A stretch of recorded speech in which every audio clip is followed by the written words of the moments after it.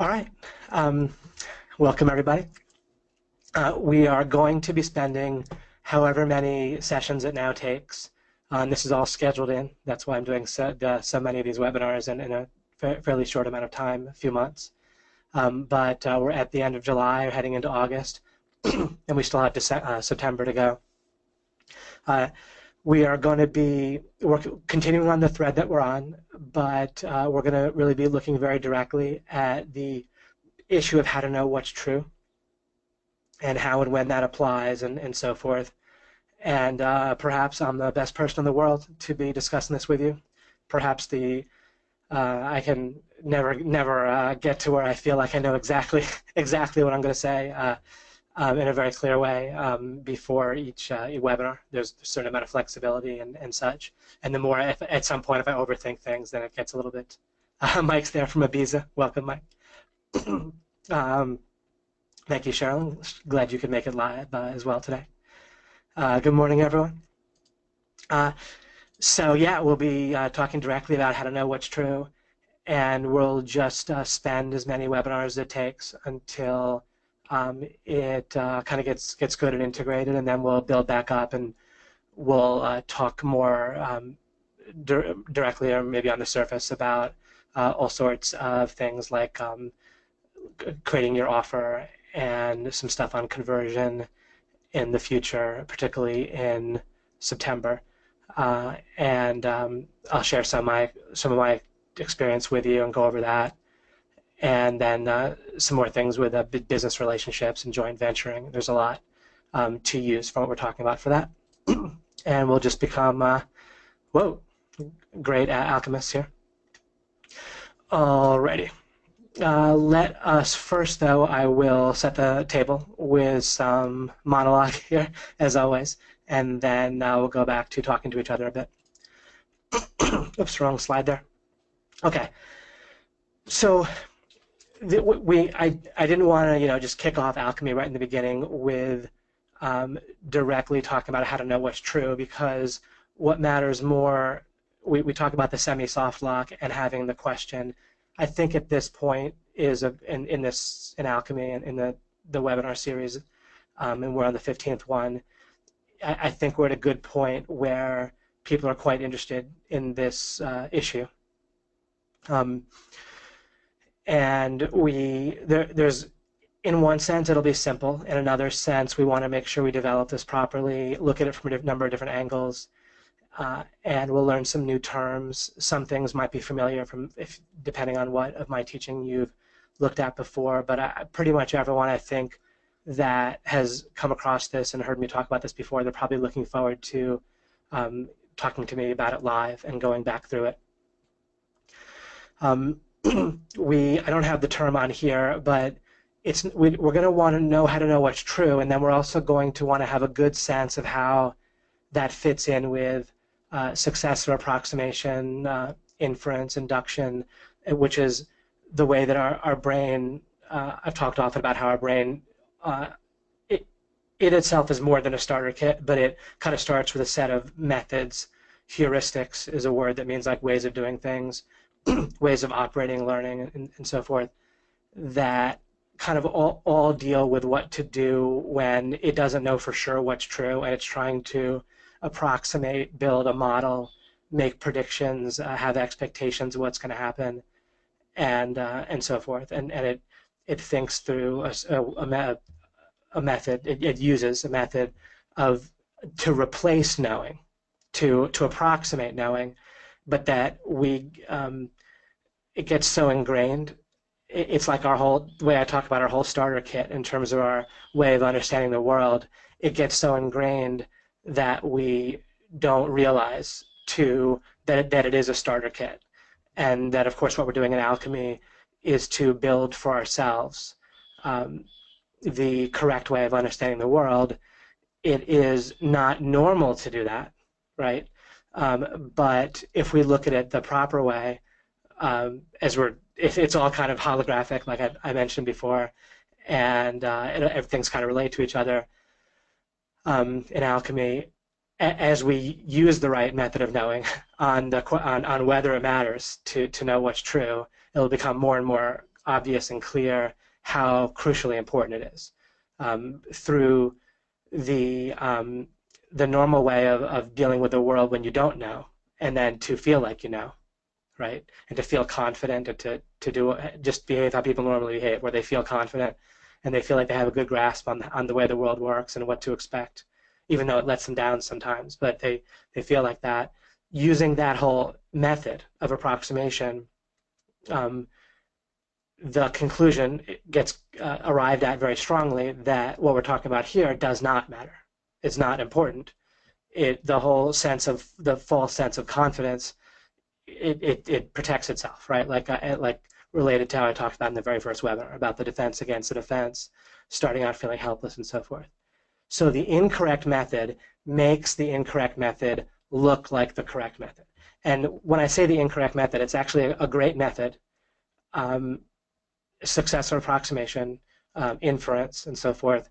It's a great method whenever things are gray, whenever things are currently unknown. But it is exactly the wrong method when it's wrong. The jigsaw puzzle illustration that Megan suggested last time at the end helps illustrate a little bit tangibly what I mean by that, which is that just trial and error, for example, with a jigsaw puzzle is not the best method, except for when it is, right? And that's not, when I say that, it's not a trite statement or a cop-out. It's just what you do is you use smarts, right? You use strategy and to narrow down what you do know, right? You start with the corner pieces, and you look at the picture of what the jigsaw puzzle is supposed to look like on the top of the box, assuming that's provided. And then you might look, when you look at the design on top of the box, you can look and see, well, where are the most distinctive parts of that picture, right? Maybe there's a tree and a house and a car, and the car has a design on it, like a logo or whatever, like a distinctive design, and that's going to be easy to find pieces with that, and so you can have those and work from there. So if you only use trial and error, it'd be very inefficient. What you do is whenever you can know things, you narrow those down and you keep doing that, and then you naturally use trial and error, similar to successive approximation and so forth, wherever you can't narrow it down in the other way. And that's a rough illustration of how we want to deal with life.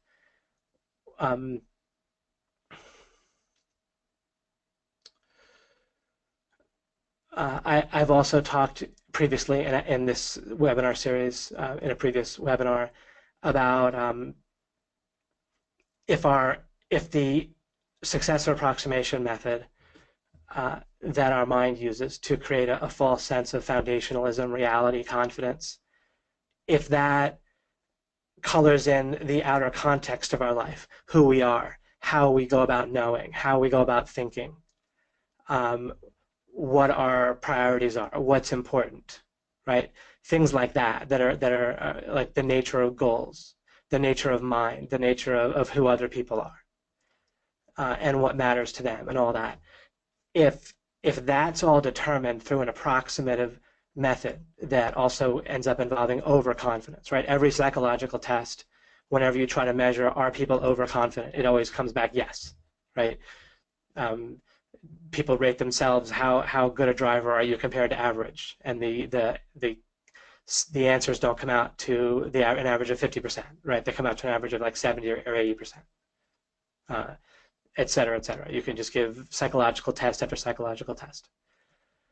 Plus, the big thing is once we get more and more familiar with the correct method, we'll have a different spiral. Rather than the wrong method protecting itself, the right method will reveal itself, and it'll reveal itself better. You'll understand the right method better as you use it on itself, and you'll see what I mean. It's not going to be circular or anything like that.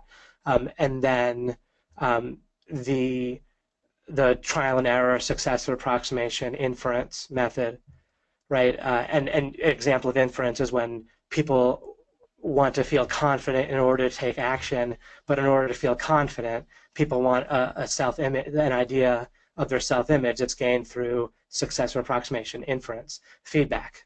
So, these are all basically synonyms or different angles on the same idea, right? People want feedback from the world that they're doing well in order to feel confident, in order to continue to take action.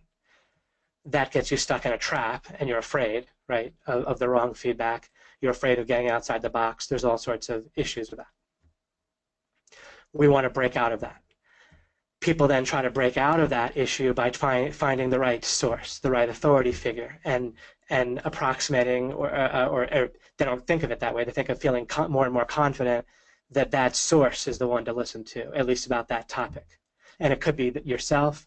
It could be an idea of like your inner voice. It could be some other person. And so listen to authority. It could be an idea of like a revelation or a revelation from God that's supposed, and it might actually be, but you still might not know whether it is, even if it is, for sure. And people, in order, again, to try to break out of that feedback trap that people sense, or to feel confident, then again, people look for a source, an untainted source, right? An authority figure, as I said, I just listed. That just kicks the problem down the road one step. Even if the source is perfect, the problem is that we need to interpret it, or we need to hear from it, and then our mind is getting mixed with this perfect source.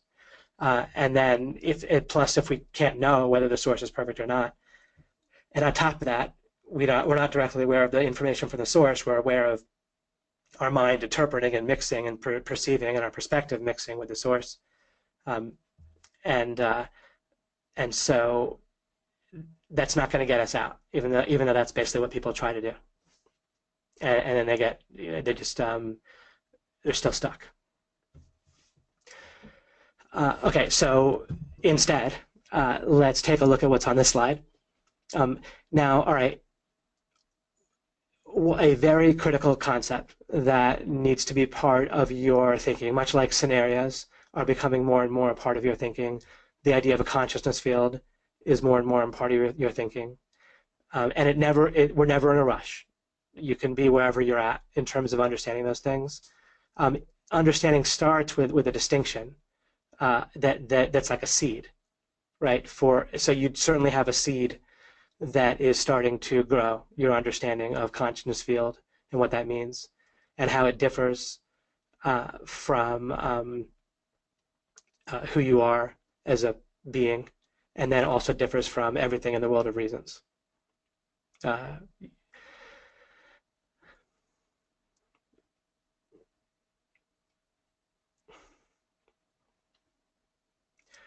So seed for consciousness field, seed for, what was the other scenarios. Now we're going to introduce the idea that truth, if something is true, and whether or not you're using the word true in your sentences, it's implied constantly.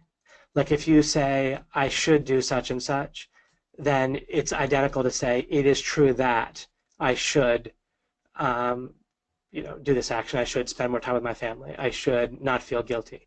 I should go work for an hour on my task, or I should already understand this. What's wrong with me, right?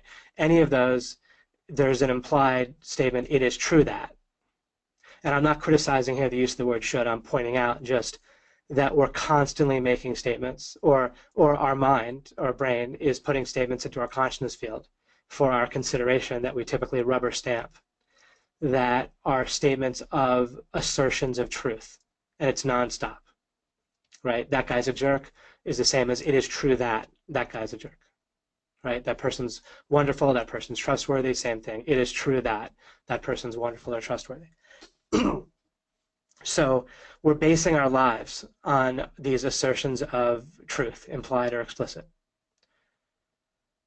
In other words, we're mixing, right? Alchemy refers to mixing ideas, which then lead to our actions and the results, the contribution to the results that we get in life. Remember always that the results that you get right now are constantly also due to factors outside of your control, and even outside of the control of your, the impact that your thoughts have. There's an environment mixing with your ideas in your mind and so forth, but your leverage point is your thoughts. Alchemy is about mixing your thoughts to get the most useful, best, most good thoughts to have the most effective impact on your world and therefore on other people's as well. That won't manifest everything you want instantly, unless we can become so enlightened somehow that ends up happening. But I'm not there yet, so I'm not suggesting that. But clearly, our thoughts have an impact on our consciousness field and on the world of reasons and on other people. And clearly, the more accurate they are, then that's very close to the leverage point, the lever that we have on our world and on other people's world, right? Is having our thoughts be more clear and accurate. Again, there's still also an environment that mixes with that, and our results come from the mixing of all that. But we have an impact, the environment's in the world of reasons. We have an impact through the accuracy of our thoughts. We have an impact on our environment, especially over time.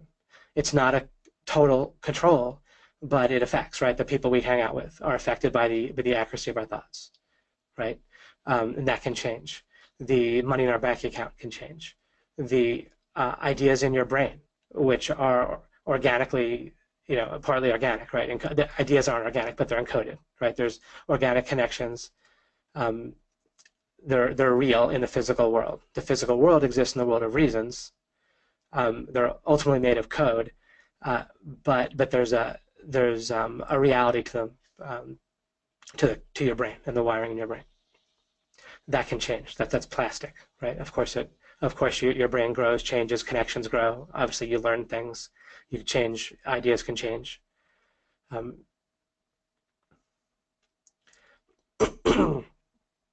So, the idea of our thoughts being accurate is critical, as our thoughts are a mixture of ingredients, right? Sub-thoughts or smaller ideas, whatever, a more discrete element, maybe not smaller, but more basic ideas.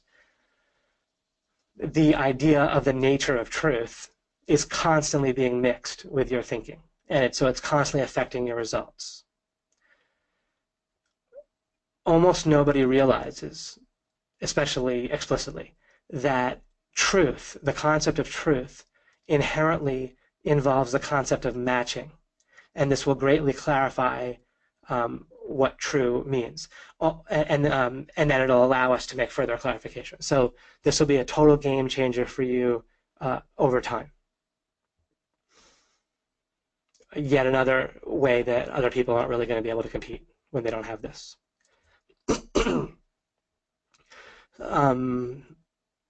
It'll be more and more like, metaphorically, like playing baseball with people that no matter how physically fit or otherwise talented at baseball they are, if they have 2100 vision and no glasses or lenses or contact lenses or whatever, then you'll just be have a massive advantage.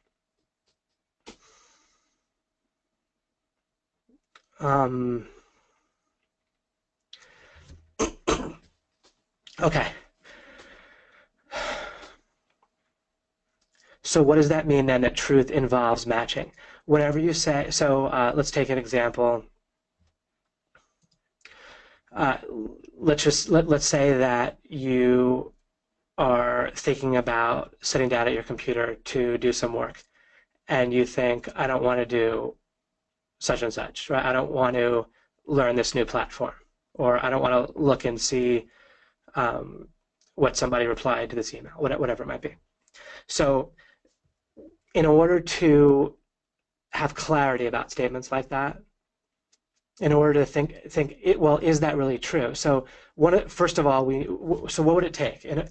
And you can imagine this if you had a child and they were saying, I don't want to go swimming, or I don't want to go to this appointment I said I wanted to go to yesterday. Right? It happens pretty frequently if you have a child, and then they go and they like it, right? In many cases. Now I just use the child example to make it easy to picture. The when that statement is made, I don't want to go to gymnastics class, right? If that statement is made, then in order to have, so that when we have, the more accurate our thoughts become about that statement, the better off we are. If we figure out, uh, and there's a couple things. One is when that statement is made, the first thing is it can't even be thought about at all if there's no space to think about it. If the statement is identical to full-on truth to someone's, like it's, imagine that statement presented like to one's child, for example. The child's brain presents that statement to the child. I don't want to go to gymnastics. It presents that statement as true. It couples it with an association that it's true.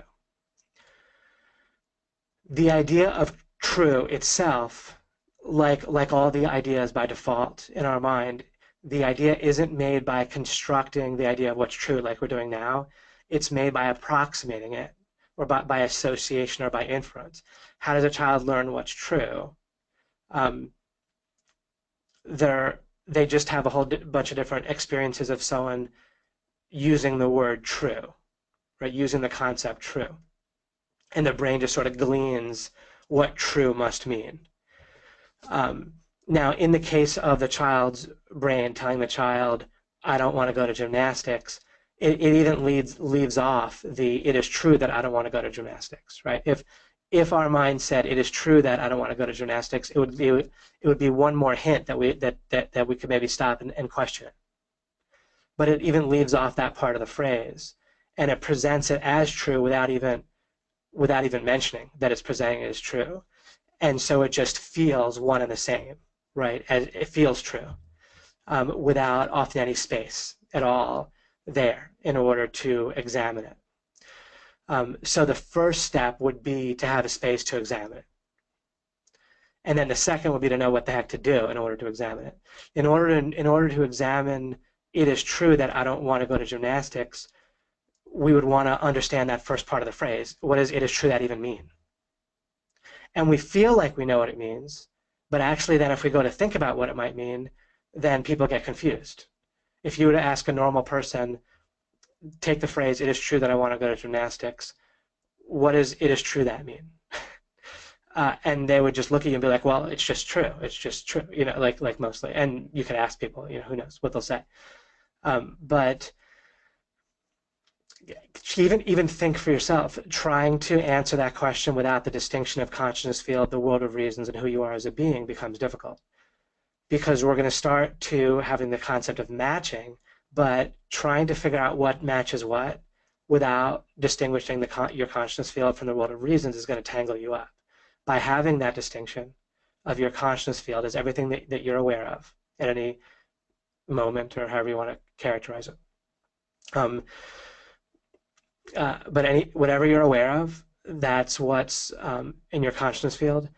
Your feeling, I've mentioned this briefly before, I think, but your feeling, as soon as I mention the idea of your conscious field is whatever you're aware of, our mind wants to jump to, well, what is it? Rather than starting with something distinct, like the corner piece of the jigsaw puzzle, well, what wouldn't it be? Well, anything you're clearly not aware of is not in your consciousness field. And if you weren't aware of anything at all, then there would be no consciousness field. That's clearly not the case. You are aware of something. However much that something is, however much time span, maybe you're aware, you're kind of aware of a slice of time, right? You're not really aware of like a still frame. You're kind of aware of a continuous flow of time, which in and of itself is only possible in a consciousness field. You can't encode for a continuous amount of time because that would involve an infinite amount of stuff actually existing, which is a contradiction in terms. More that I'll get to. And I went over that also in the Proof of God bonus video. The Proof of God bonus video has a number of very useful concepts in addition to just proving God, and overlaps with some of what I talk about here. But I know that just going over this the way that I'm doing, it'll just keep adding up for you, provided you have the question in the first place. about how to know what's true and the importance of it, then anything out of my mouth about the topic is basically golden. Even is kind of how it works. Could be more golden, but it's golden nonetheless. Anyhow, but it's funny if we take a look at the idea of a consciousness field. In the more it's distinct for us, the more it's the most obvious, the most simple concept that there could be, in essence. And maybe that isn't quite right. Maybe just a big one. Maybe, but then you can imagine a real simple consciousness field with just like one block in it, one circle in it, or one like dot, and that was the only thing that a being was conscious of. And if that was the case, then that would be the being's consciousness field at the time. But it's ultimately a very simple, obvious concept. It's in a sense the most obvious thing. It's what you're directly aware of, your consciousness field.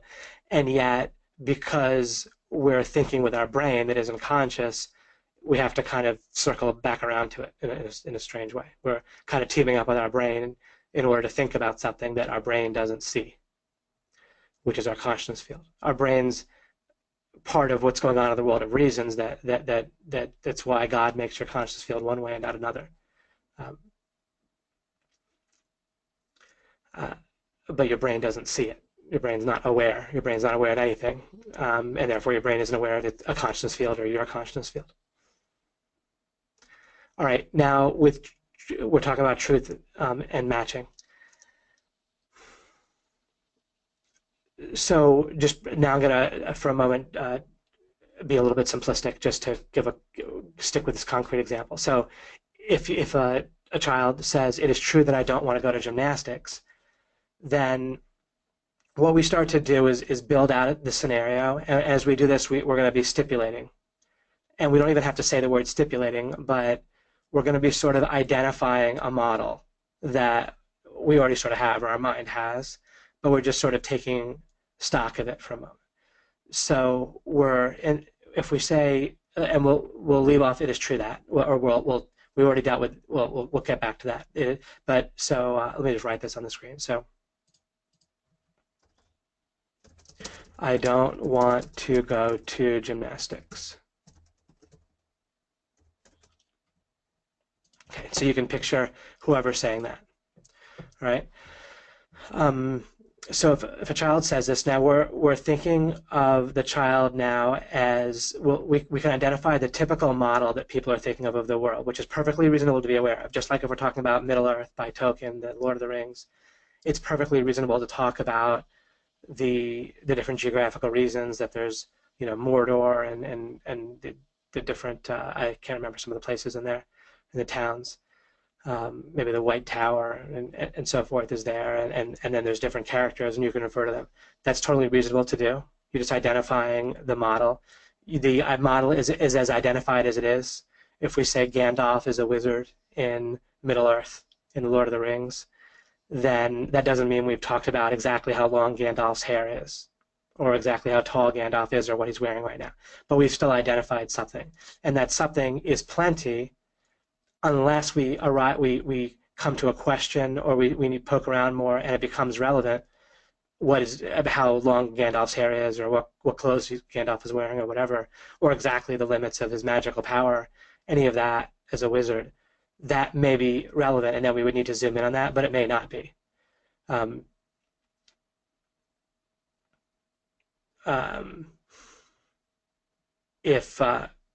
If we were characters in Middle-earth and we were saying we're waiting for Gandalf to arrive, and then we're going to set out on our next journey, then it doesn't matter how long Gandalf's hair is for that, so we don't have to worry about it, right?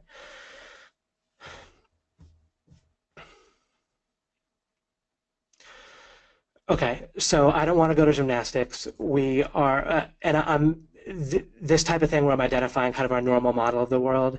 We don't have to. It is very quick and easy in the future, but I'm identifying it for you now, just to give you a sense of it.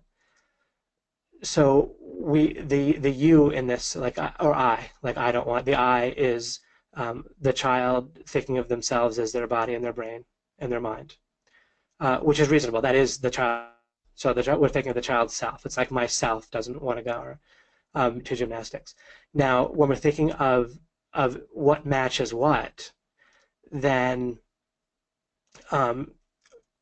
what we're probably looking what we probably end up discovering is that we're asserting that we have a expectation, kind of a vision of being at gymnastics. Let's say it's for 45 minutes, and during that 45 minutes, it's going to be unpleasant. It's going to be a place that the child isn't going to want to be at that time.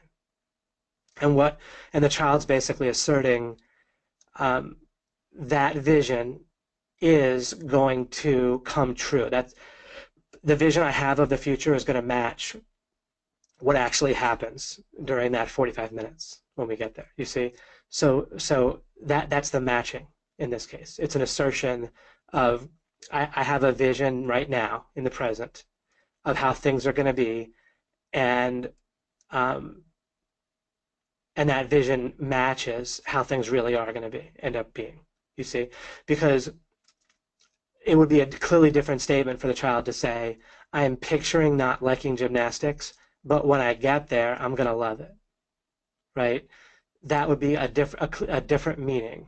That clearly is not the intended meaning. Or if it was, we could clarify that it was. But I'm saying the normal, the first meaning that we would typically, that we're supposing, or that we can stipulate for the sake of this example, we can easily imagine and stipulate that the child did not mean, right? I'm picturing not liking gymnastics now, but when I get there, I'm going to have a lot of fun. Then that statement is still if that would be a different statement. If that statement were true, it would mean that imagination, that supposition or statement that I'm picturing myself not liking it, but when I get there I will like it. That all of that ends up matching. When I say reality, it's what's colloquially called, it's what's normal called reality, and it's a reasonable word for it, right? Reality can mean somewhat different things, but stipulating or understanding reality, once again, we're building we're operating within our typical model of the world, which is a totally reasonable thing to do, unless we end up with a question or an issue that where we need to step out of that model. But any statement like I don't want to go to gymnastics, or I'm going to enjoy gymnastics, any one of those, that's operating within the model of the world where you're talking about yourself.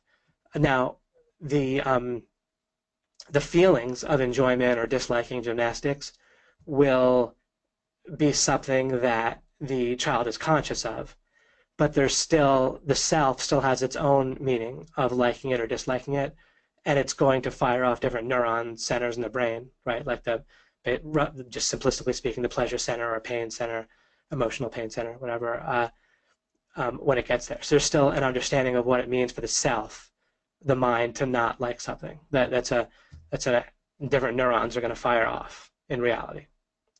And the reality is in the world of reasons, right? But that the world of reasons is real as the world of reasons. And the physical world is real within the world of reasons. Again, all of this either maybe already is, if you're already there, or over time will become fairly simple. It's a little bizarre, and that's why I'll do some discussion soon too. To start to talk this way is a little weird, of course, or probably, of course. But the funny thing is, as it's correct, and so the more used to it we get, the more the weirdness kind of reverses. We can almost see it now, isn't it? Can't we also see how, like, looking at things kind of the right way to a decent degree, isn't it a little weird for a child, or of course we do the same thing, right, as adults, to assert it is true that I don't want to go to gymnastics. It is true that what I'm picturing now in gymnastics is definitely about how I enjoy it is definitely going to come true.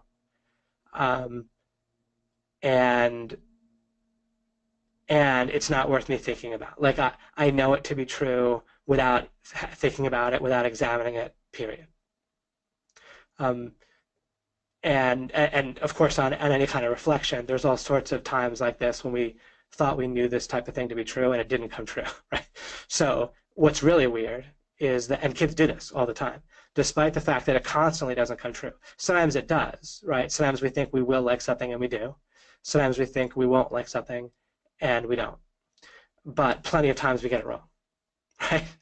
And yet, isn't it then really weird that people feel so sure that, like if someone were to keep a journal on thoughts like this and how confident they feel in them, especially just like naturally confident, not like once they went through all this and were kind of trying to get it right, they might reduce their confidence score. But especially if you were to keep a journal, whatever, over the past year of confidence versus how things actually turned out, it would be a pretty large discrepancy, right? Certainly for a child, but I think for all of us too. So that's weird. That's what's really weird, right? Is that people are constantly feeling way overconfident in their projection about how they're going to feel about various tasks, including even asking in the first place. Because where does that answer come from? I don't want to go to gymnastics is an answer to a question, right? It's the answer to the question, do I want to go to gymnastics? But there's plenty of times in our lives when we, and I talk about this in Playing to Win, right? When we actually don't, and our mind spontaneously doesn't ask whether to do something, it just keeps doing it. Especially this is easy to see while we're in flow. It's more common that we'll ask whether we want to do something when we're not in flow or when we're kind of feeling not like a clear, great motivation to do any one thing. Then we're like, do I want to do that? Do I want to do this, right? But then there's other times when we're not asking the question at all, whether you want to do something, you're just doing it. And that's also reported to be quite a pleasurable thing for people when they're in that flow state. Now, being in the flow state about doing the right activities takes some smart thinking, accurate thinking. But the better you get about accurate thinking, the more you, if we just get this right in life, if we just don't even ask this question when it's not helpful, right? Like, again, it's easy to picture with a child. Imagine if you got to choose, it's 10 minutes before gymnastics, you get to choose whether your child asks the question to themselves about whether they're going to enjoy it versus the child just does it without thinking about whether they're going to like it or not, and they just do it, right? Obviously, you'd prefer the question wasn't even asked. So even the choice to ask the question is an inaccurate one, or is answered incorrectly, or the question is brought up at a time when it's not an effective thing to be doing, right? So implicitly is that question, and that's gotten wrong, and then on top of it, the answer is often gotten wrong. So both things are done wrong. Isn't that weird? You see? So there's the weirdness. It's not weird to sort it all out. By standards and norms of the world and what other people are doing today and what other people are thinking about around the world, this is pretty unique to be thinking about in this way, right? In that way, it's by definition, if we define things in terms of standards and norms, abnormal, weird. But isn't just being blatantly wrong and inaccurate weird? That's the way, I'd rather look at things that way.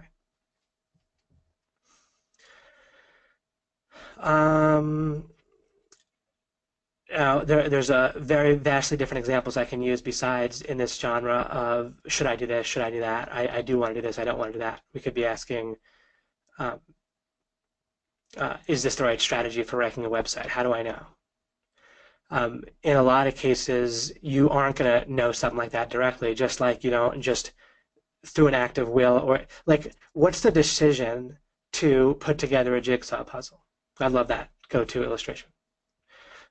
What's the decision to do it? Is it an act of will where you're like, I'm going to do this jigsaw puzzle, and imagine you're watching yourself or someone else, and they're like, I'm going to do it, and they're not doing it. They're not following the method for doing so. Where first, and what's the method for doing so? Focus on what you know, and build from there, right? And you never need to stop doing that, um, except for finding like a foothold. When you're not sure where to go, then you poke around. Use trial and error approximation. You can go with your instinct and so forth. The thing is, you will go with your instinct. Um, like you're going to use some sort of trial and error approximation no matter what else you try to do when you don't know something, or in the gray area where you don't know. And I'm not worried about saying that because the jigsaw puzzle illustration. Pretty obviously when so pretty obviously when you run to the limit of what you realize you can know, then you poke around somehow. Now, but what you can always be doing is looking for the next thing that you can know while you're doing the trial and error. You can look to narrow down the trial and error kind of constantly, so you can feel comfortable trying different pieces. But as you're doing that, you're also looking for what are the ways to narrow this down. So I was talking about how do we apply the question, and I haven't gotten to the whole method on how to know what's true. I'm just starting with one of the important elements to mix in, which is this understanding of matching. The more I talk about matching itself, the better. The more I talk about other concepts that are part of the ingredients of how to know what's true, that'll also fill more things in. Can't do both at once, so. But as I keep going, more and more will fill in.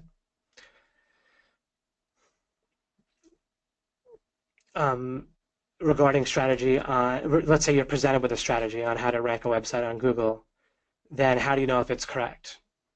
Well, just like you can't put a jigsaw puzzle together in one motion, in one direct act of will, right? You don't just will really hard and tell yourself this puzzle is together, this puzzle is together, this puzzle is together, and then it just is together, right? You follow the method. Your decision to do something should be one of the same with your decision to follow the generally correct method of doing of growing the fruit, right? Of putting together the jigsaw puzzle. So what you can do is start to identify things that you know regarding the strategy. You might say, well, how do I do that? Do I compare it with a source that I trust? If you do that, then what you know is that it matches what another source says, or that it doesn't match what another source says. You still don't know whether the strategy itself that you're comparing is true, but you know something, and that it does or doesn't match a particular source.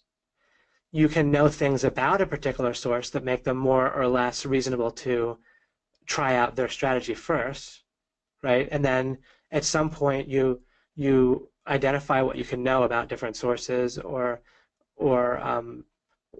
whatever else might help you narrow down whether a strategy is worth trying, and then at some point you just try it.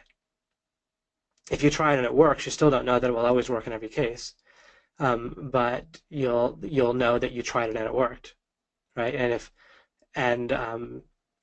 then it's certainly reasonable to continue trying something, right, and doing it some more, and then you can poke around in other ways and see what else you can know. And we're only getting started here with the method of how to know what's true. But this idea of matching is critical. And so I was trying to give some examples of that. I should do X. Actually, I should do the strategy of the ranking a website is sort of an example of my general thing here like I should do it, like I should follow the strategy, right? Well, you might not know directly, and you might never know for sure.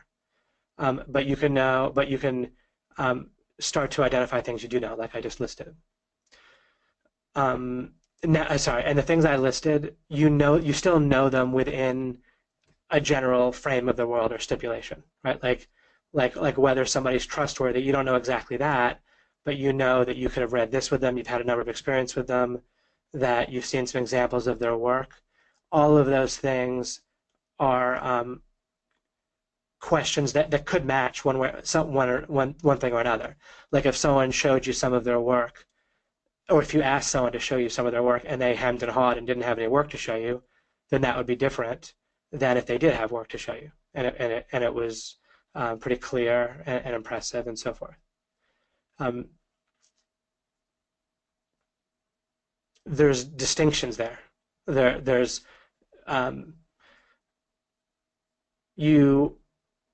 they're still not.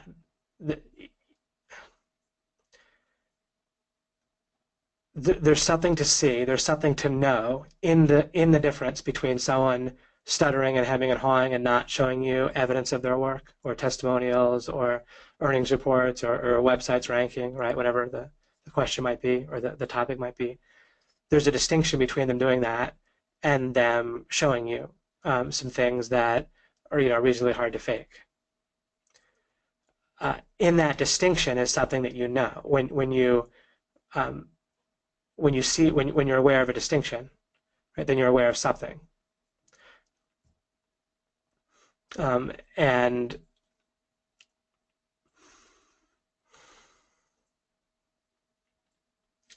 I'll leave it at just like with a jigsaw puzzle.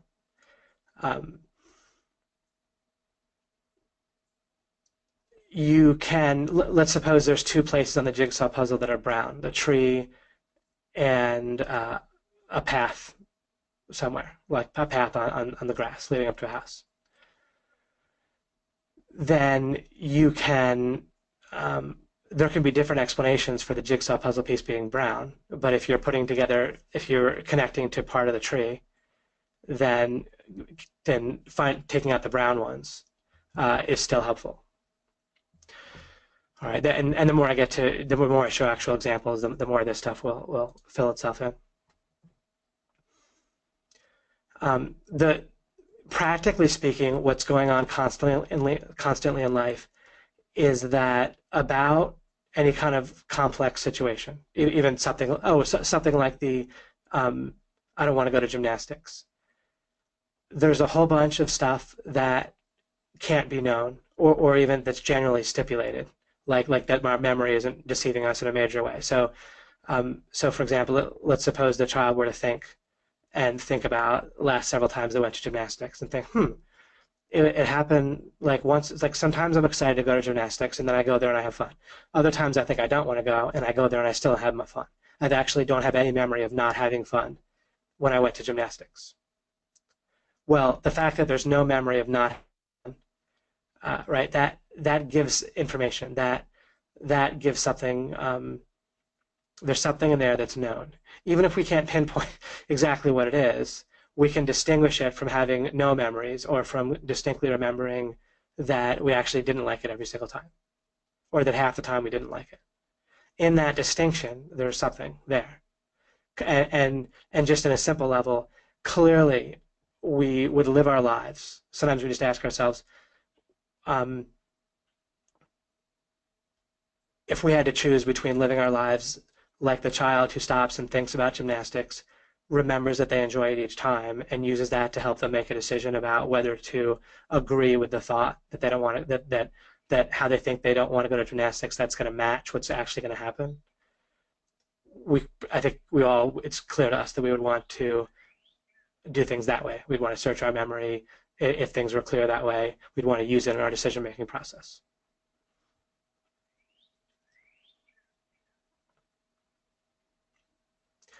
Even though someone could say, well, your memory could be deceiving you, sure.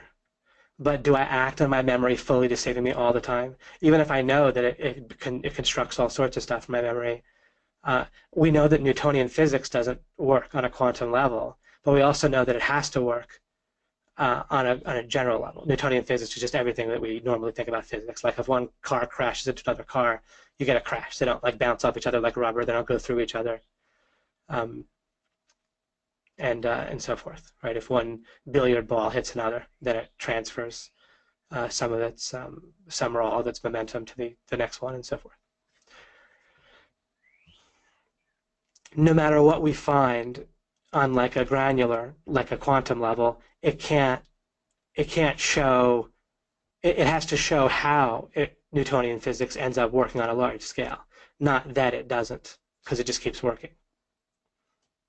Or if it showed there were exceptions, it'd have to show when, when there were exceptions.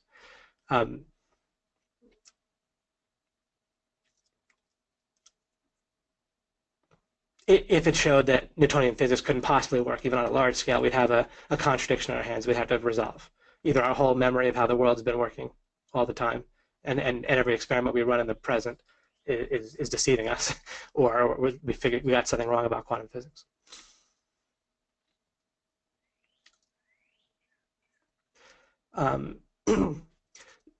So I'm looking at this from two angles consistently too. There's a practical level that is not, it's not going to turn out to be any kind of cop out. It's all just going to kind of work together. Am I going to, if I'm going to try to assert something when I'm doing sort of philosophy, I better be able to live by it, like in practical life, in practical terms. Because when I go out and just live my life, if I'm violating something that I supposedly cleverly have come up with, and this is the case for like,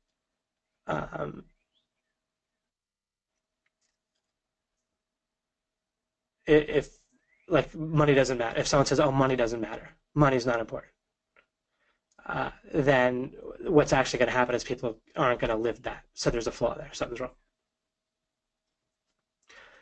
My understanding of how to know what's true is constantly practical, very, very practical.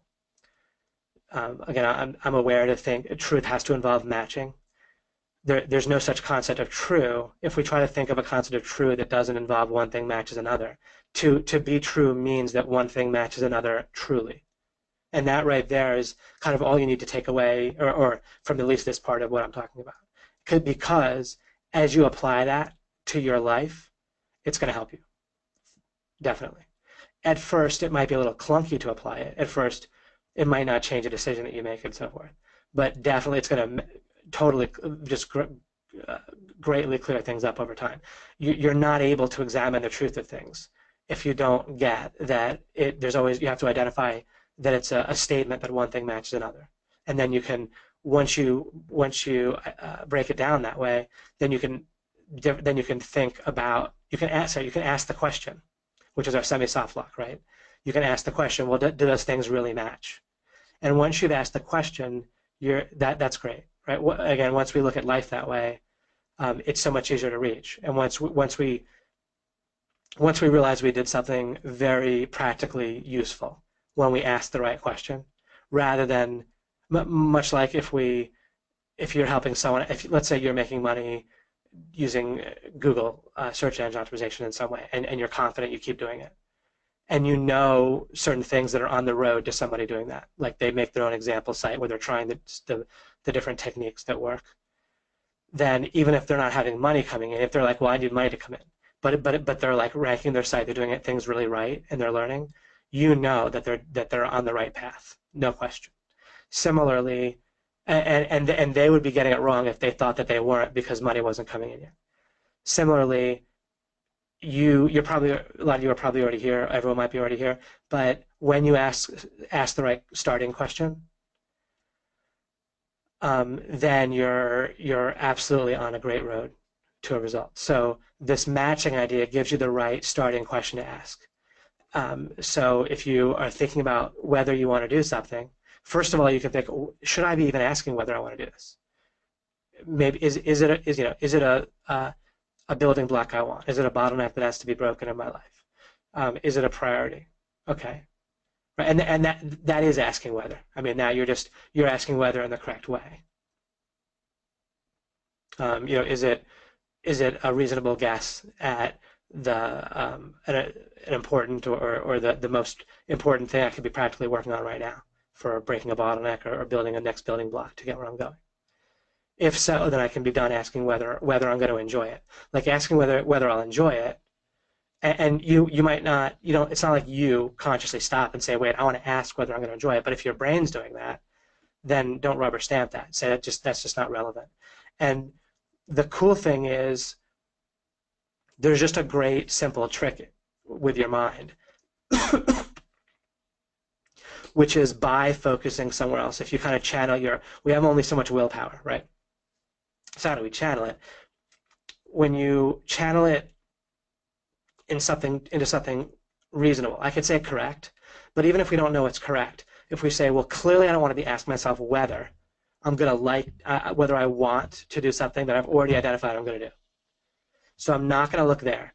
And then it's pretty easy to find something to focus on that, like the question, well, what's the first step that I can do that? And just ask that question. By asking that question, it draws your focus away. It's like distracting a child, right? In a good way, in a useful way. Your focus, the focus is only, so much, finite, whatever, limited. So when you direct it one way, it'll get directed away from these questions you don't want to be asking. You don't have to fight something directly. If you don't want to think about an elephant, then you don't just say, I don't want to think about an elephant, I don't want to think about an elephant. Just start thinking about something else.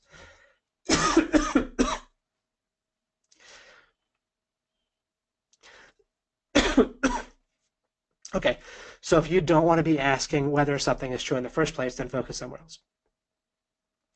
If you do want to think about whether something's true, then you identify, then the starter question, which now you're in the right place, you're off to the races, it's kind of downhill from there, is, oh, okay, well, what matches what? I'm trying to think whether something's true. Whether it's true that this should be a priority. Whether it's true that I should feel guilty because of something someone said. Whether I should feel panicked right now.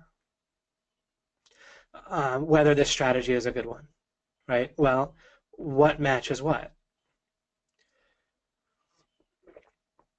When I'm thinking about whether the strategy is a good strategy, I'm asking, if I follow this method, will it get me the result that I want?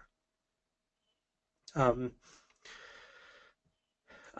then we could think, well, that shows me that a good question to ask is, in general, what's the method that I should follow that will get me a result that I want?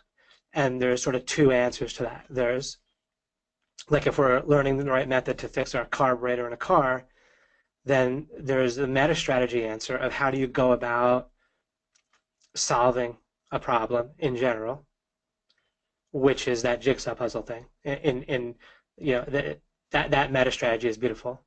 Of, well, I focus on what I know, and I go from there. And when we talk about focusing on what you know, I want to remind you, in the case of that strategy, using just the fairly simple version of what you know, that's a good thing. I think I'll develop that. I think that's a good thing for me to develop in the next webinar. Is what is when I say focus on what you know in that sense. I'll try to develop that for you. It'll certainly relate to this fundamental method of knowing, but it'll probably be helpful to look at it in that kind of practical sense too. But a practical answer would be, well, let me. I can start by Googling it and watching some YouTube videos on that'll start to give me something, right? Or can I think of someone that I know that wouldn't mind me asking them a favor of talking to me about how to fix my carburetor, and so forth.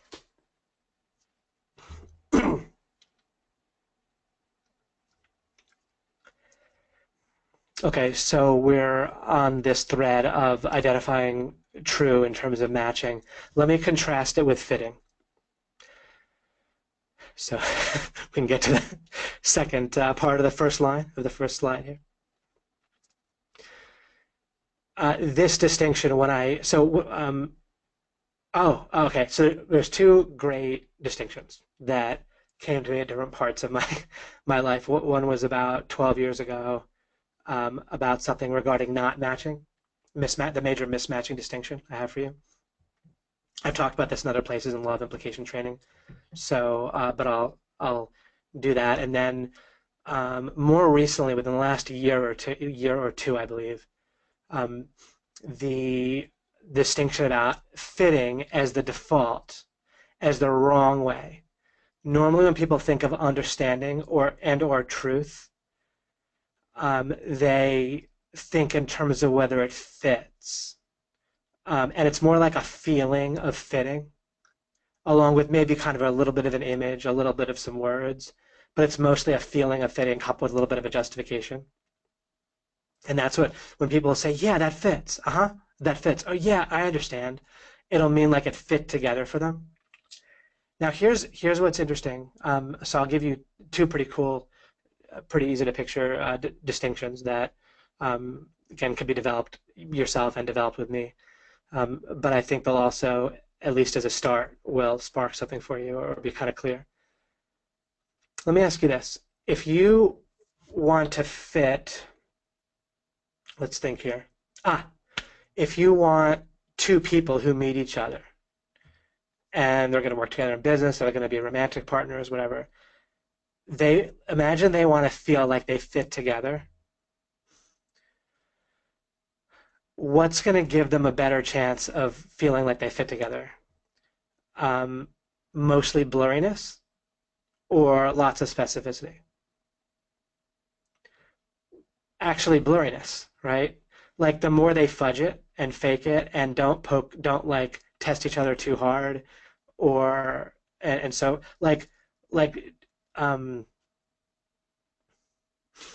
now people can kind of grow to fit together, but people like when people are dating, they can often feel like they fit and then be disappointed later, right? People be like, oh my gosh, we have so much in common, and then while in some cases it can be the case that people are, truly end up being in love and their minds are plastic, their likes are plastic, and they grow together and they do conform to each other more, which is a change anyway, right, from the original of how they were. But mainly, basically, and the super easy way to illustrate it, I think I might have referenced this quickly before in a discussion part or something. But if you have a joker, right, if you're playing poker or any kind of card game, then that card's blurry, right? It can have all sorts of different meanings, right? It can stand in for any card. Let's say it's a wild card, right? Then it's much easier to make any hand because you have a super blurry card. You see what I mean? So our mind understands the world and understands truth by associating and fitting. I'll get to associating more in the future, but it's a somewhat tangible word all by itself. Like parents say, this is that dog, and they point to a physical dog, right, in the world, and the child associates the word dog with the um, with the animal. You could expand that yourself. There's the world of reasons. There's a code for the dog, and there's the consciousness field where the image of the dog is in the consciousness field while it's there, and so forth. Because of our understanding of the world that way, we actually can identify what or the different things the dog refers to. We can furthermore go stipulate the model of the world that blurs all those things together, blends them all together. The world of reasons, the physical world, the world you're aware of that you have an image, like as an image, and you as a person. The normal model of the world blends those all together into one kind of tangible model that is ultimately incorrect, but it works except for when it doesn't. It's like if you're watching a movie and they develop the what's true in that world, what's going on in that world, just enough. And sometimes if you think too hard about what's going on in a movie, it doesn't make any sense. But that's okay because it's not there for you to think too hard. You're supposed to kind of stay within the sphere of the movie, right? But people who enjoy doing this, right? And there's YouTube channels devoted towards this. They can show a zillion things wrong with any movie. How it actually doesn't make sense if you think about it. But yeah, you can watch the movie. You can actually can make sense out of the movie and enjoy the movie. And it's better to get it. It's better in a certain context to get immersed in the movie, right? Similarly, there are plenty of contexts where it's better and more efficient and actually fully effective to not deal outside of the normal model that we have for reality, that by default. It's totally useful to deal within it. It's just that we want to be able to deal without it, outside of it as well. I've also used the illustration of if you're getting into a video game or playing it, it can be more useful to think of the video game kind of as real, kind of as foundational to reality, as really what's going on and getting immersed in it, except for when it's no longer helpful to be immersed in it for a number of reasons, right? But there are plenty of times when it's helpful to be. much of when we're judging things and deciding what to do, we're actually going to be operating within the normal, typical model of the world. It's just that we understand it as a model, and we're able to be flexible and hop in and out of it, just like we can understand if we're playing a video game, we can get into it, we can step outside of it if we need to. And so I was talking about fitting, and I for a little bit mentioned about association. The bottom line with fitting is that the aha about it, and the reason why our brain constantly encourages us, rewards us with keeping things blurry and not looking at certain places, not thinking about certain things, right? Your brain will actively counteract you, tell you that you're tired, make you think of something else, right? Often during alchemy, right? But it's part of the reason why I use the webcam, right? Is my having a person like feel live talking to you, or I am live talking to you, is one of the factors that your brain uses to determine whether to pay attention. In that case, in a positive way. So that helps.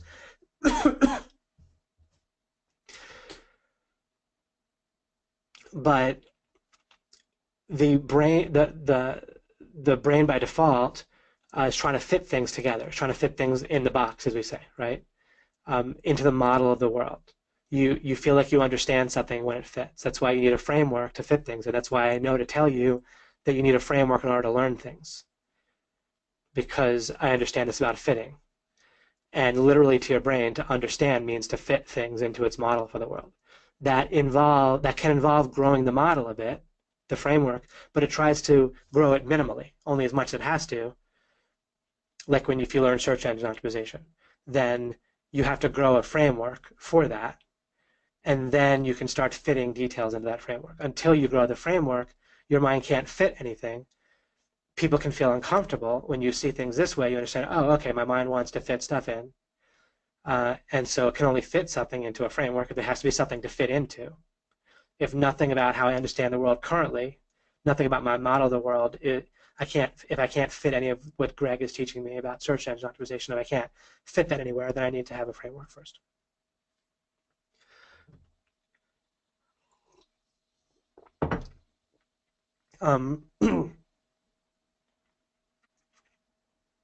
When this child in an illustration is thinking, I don't want to go to gymnastics, then they're also picturing being at gymnastics a little bit, not like maybe, I don't mean vividly. There's just like a feeling or sense of it to some degree, and it might be picturing, it might be something. They might be picturing one thing, or they might just have a feeling. That picture of gymnastics also might be not a bad picture, it might just be a generic picture. Or it might just be the moment when they say they have to let go of mommy, right? Or probably what they're actually picturing with a child, and really the same with us as adults. What they're picturing is not, again, this isn't really a picture, it's just there's kind of probably a little bit of an image or feeling of an image justification. But the feeling is coming from not doing what they're currently doing, breaking apart. Right now what they're doing sort of fits, and they have some momentum doing it. And almost always it's just that they don't want to stop doing what they're doing. Not that they're actually not thinking about gymnastics at all. And you can, especially if they enjoy it most of the time, then it's particularly easy to see they couldn't be thinking about gymnastics much at all. Or imagining gymnastics, or basing their feelings on any kind of associations with gymnastics. They're just associating that they want to be doing what they're doing and yanking away from that. In other words, they have a current goal. Anything like gymnastics doesn't fit with a current that moment goal of what to do what they're just doing in the moment.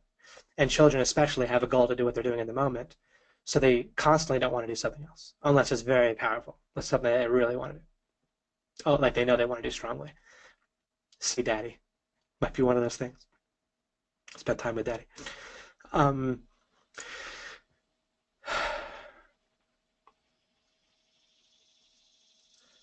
So they want to be doing what they're doing, playing with their trains, all right? And did gymnastics fit into that? No, it doesn't fit into that peg, that hole. That peg doesn't fit into that hole in the moment, and they're like, I don't want to do it. And I also gave the example of fitting with something new like search engine optimization. It doesn't have a place to fit, so you need a framework.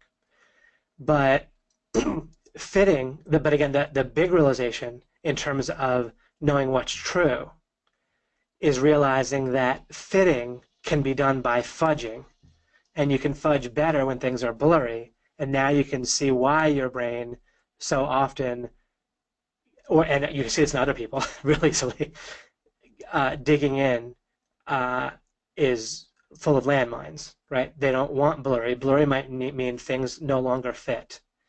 It might mean they no longer feel like they understand. And then there's a feeling of helplessness and uh-oh, right? So you got it, like that's a big deal with people. With other people, you want to just help them feel like things fit. Sometimes there's opportunities when they're open and they want, and then you can bring things over to matching or help them. Or you can help them with getting things to fit by increasing clarity when you see that clarity will help things fit, and you can help them with that. Ultimately, when things are true and correct, then clarity will help things fit if you also give them a vision of what it can fit into and so forth. It might not fit in their vision, but maybe you can give them an enticing vision, an attractive vision into where something good does fit, or where some bad habit they're doing doesn't fit, into an attractive vision that they want.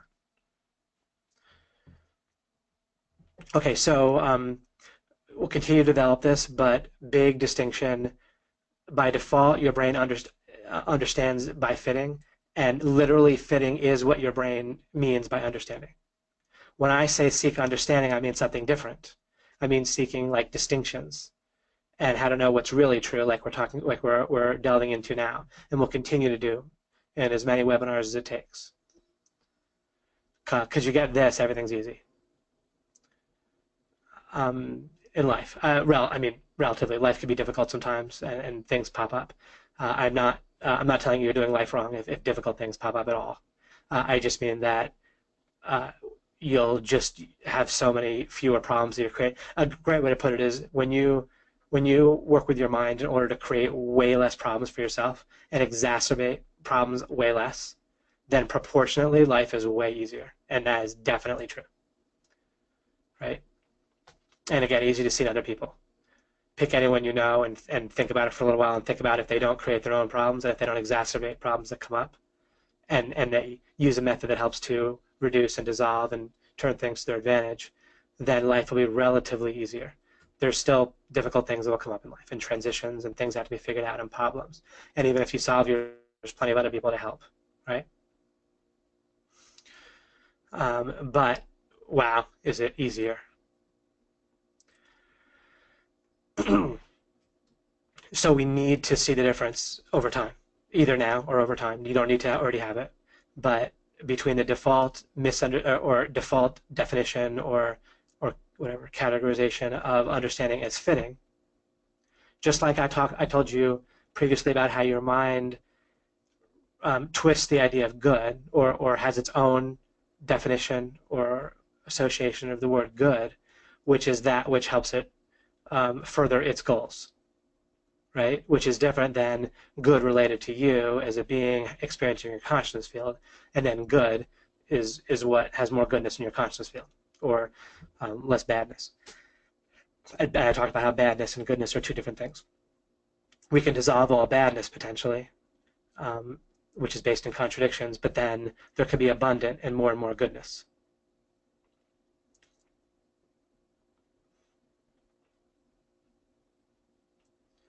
And goodness actually comes from, interestingly enough, like a sort of matching or fitting and matching can boil down to the same thing. If we're playing cards and there's no jokers, and we're saying, and in order to fit one hand to another, they have to basically match. Like if we define fitting as matching, and when there's clarity, fitting and matching do boil down to the same thing. But what's interesting is that the conclusion of fitting, the feeling of fitting, can be fudged through blurriness. And that's the path of least resistance, and that's what you want to watch out for. Or use to your advantage. I don't mean with other people. To other people only as a win-win. Use it like just to work with it rather than just break yourself against it like gravity. And then you're using everything to everyone's advantage. You know, all your power you're trying to use to everyone's advantage, right? By understanding, by truth. And so by understanding how people's minds function by default, just like any other important understanding that comes up with something that comes up constantly, right? Is this idea of other people understanding is fitting? Then just like anything, we use that understanding to make better decisions, better communication with people, and better decisions about what we ourselves are going to do in order for everyone to be better off. Okay, so I wanted to identify that about how blurriness helps with fitting, how fitting in general, and how it's our mind's idea of understanding by default. And we can have both meanings of understanding and think of them distinctly. Just like we can have two understandings of how goodness can mean, right? Goodness in our consciousness field, which is the true, real goodness that we actually want, but then understanding the idea of goodness as it's defined by progress, the mind perceived progress towards goals, and identifying that the mind understands things that way or processes things that way is really helpful. Every time we identify what are the ways the mind works by default, it's just helpful. It isn't only helpful in the sense that, oh, it's bad and we never do it. No, it's just part of how the mind works. But we boundary it. We work with it rather than breaking ourselves against it or getting blindsided by it. It's fine if there's a feeling of goodness from the perception of goals being furthered. But again, we need to work with that. We need to boundary it by having the right goals and the right sense of progress, you see? And then we can enjoy the feeling of goodness that our mind gives us from progress. That's fine. But if we don't boundary it properly with the right understanding, then it can lead us very astray. As our mind just redefines goodness as furthering our own goals, we can do all sorts of terrible things for ourselves and others if that's the outer boundary, if that defines us.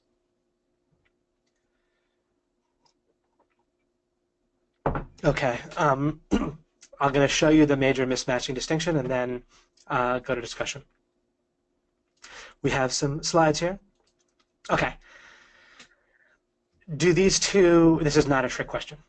This is just an illustration. Do these two pictures match? And there actually isn't really a right or wrong answer. It's in asking that question, it reveals something. In order to say yes, they match, what would we have to know? Somehow, what would we have to be directly aware of in our consciousness field in some clear way? Right? We're aware of some amount of bits of information in our consciousness field. Right? We're not aware of just like one bit of information in our consciousness field. That like yes or no, black or white. We're aware of more than that. It's pretty clear. We couldn't think the thoughts we do or whatever without that. We couldn't see what we see if we weren't aware of more than one bit. But are we aware of like 1,000 pieces of information at once? And now there could be 1,000 pixels, metaphorically speaking, in our consciousness field. There could be 1,000. If we freeze framed it and stood and reflected on our consciousness field, we could identify maybe a lot of little distinctions and differences and pixels and so forth.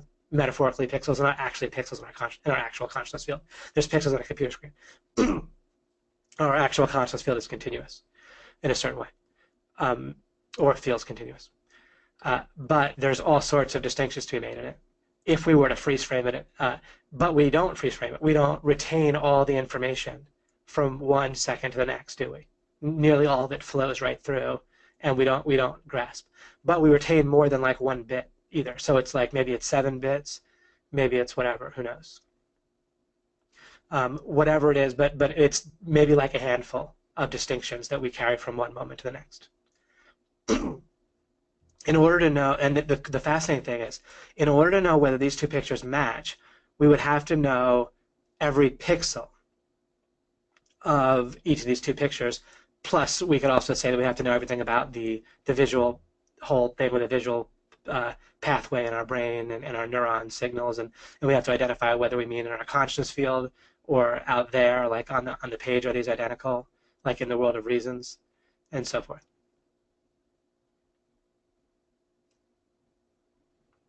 But we can reintegrate in the distinction between conscious field and the world of reasons. That'll matter. But let's just go to the normal model where we blur those together. where we don't worry about our visual image versus the real world out there and that sort of thing. If we were to just ask this question the very normal way that it would normally mean, are these pictures identical? In order to know, we just need to know every pixel, right? You get what I mean? That what I'm saying is sufficient and good for my point that I'm making. So that's thousands of pixels, right? That we have to know. Now let me go to the next slide.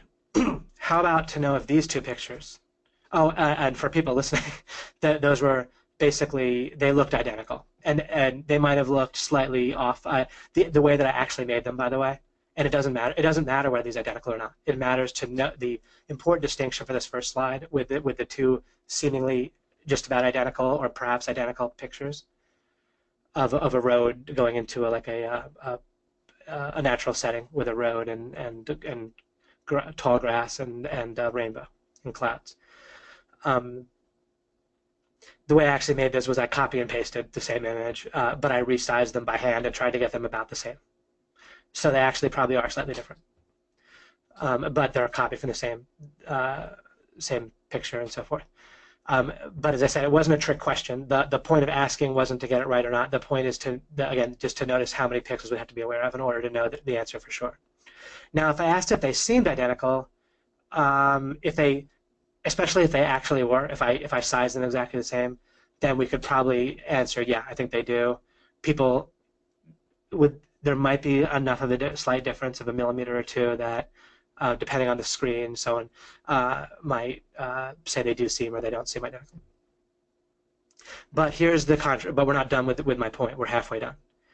Now I'm showing a slide that has, I brought back the crazy cat, the big eyes, and so on the left I have the road going to the rainbow picture, and then on the right I have a crazy cat from Alchemy 9 slide. They are clearly different. No one would look at these two, and if they weren't being tricky, and if the questioner weren't being tricky, just in a normal setting, everyone would understand that these are different. They would judge that these are different. Again, I'm just saying, I'm stipulating normal circumstances. Obviously, if someone was blind, they wouldn't know or something like that. So now, and then this brings us to the rest of our distinction here. In order to tell that two things don't match. Oh, another thing, remember my thing about what we would act on in life? Absolutely without question, if you had to act upon whether these two were different pictures versus the same. If people were like in this kind of philosophical, tricky, clever, mindset, then they could quibble about whatever the heck they wanted to quibble about. But absolutely, if someone had to act on this, and if their fortunes depended on it, the understanding whether these two were different or the same. If someone said that they're there's an electric shock or an electric fence or your the door to your train that you need to take to get to where you're going is or the stairway to the train that you're trying to get to go to your destination that you're urgently trying to get to is the one with a cat marked by a cat, not with a rainbow, right? Then you would tell the difference. And the cool thing is, in order to know that these two pictures are different, do you have to know every pixel? No, you don't have to know thousands of pixels. You only need like a few points of reference, right? Again, it's hard to even figure out how many points of reference am I using? 3, 4, 2, 1, 7, right? But not even 7, right? Just with 2 or 3 points of reference, it becomes easy to tell that that these are different. So we are clearly consciously aware of something, right, in our consciousness field. It's hard to pin down exactly how much we're aware of, how much we carry from one moment to the next and so forth, to make distinctions, to use to think consciously, or to participate consciously with our thinking. But there's some amount that we retain forward. There's some amount that we're aware of, some number of bits of information that we use consciously in order to build what we can know. And when we're distinguishing things that don't match, however much it is that we're aware of, things that clearly don't match are within our ability to act on with certainty. And furthermore, and we can even have some humility if we want. I could say, if these two pictures are exactly identical, then someone could just show me how they are somehow. But they'd have to address it at the level of showing me that they were identical in some way, showing me where the issue was, why they seem so differently identical to me, right? That would be impossible in this case. But again, if someone were sure that they could show me, then they could show me, but they'd have to really show me.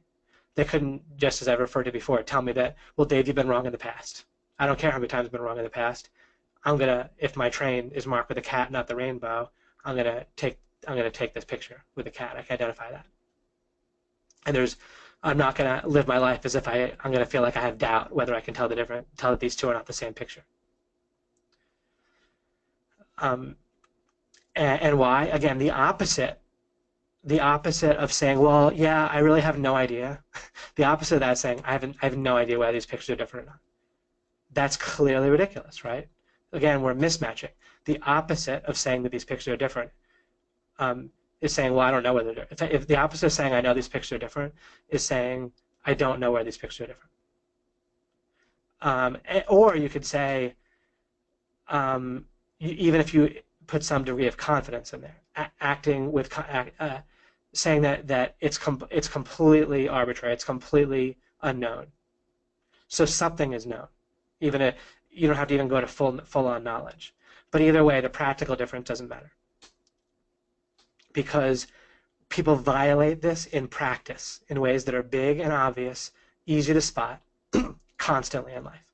And if we just stop doing that and build from there, we'll get more granular. We'll figure out all kinds of nuances of things, but we'll do it through this route.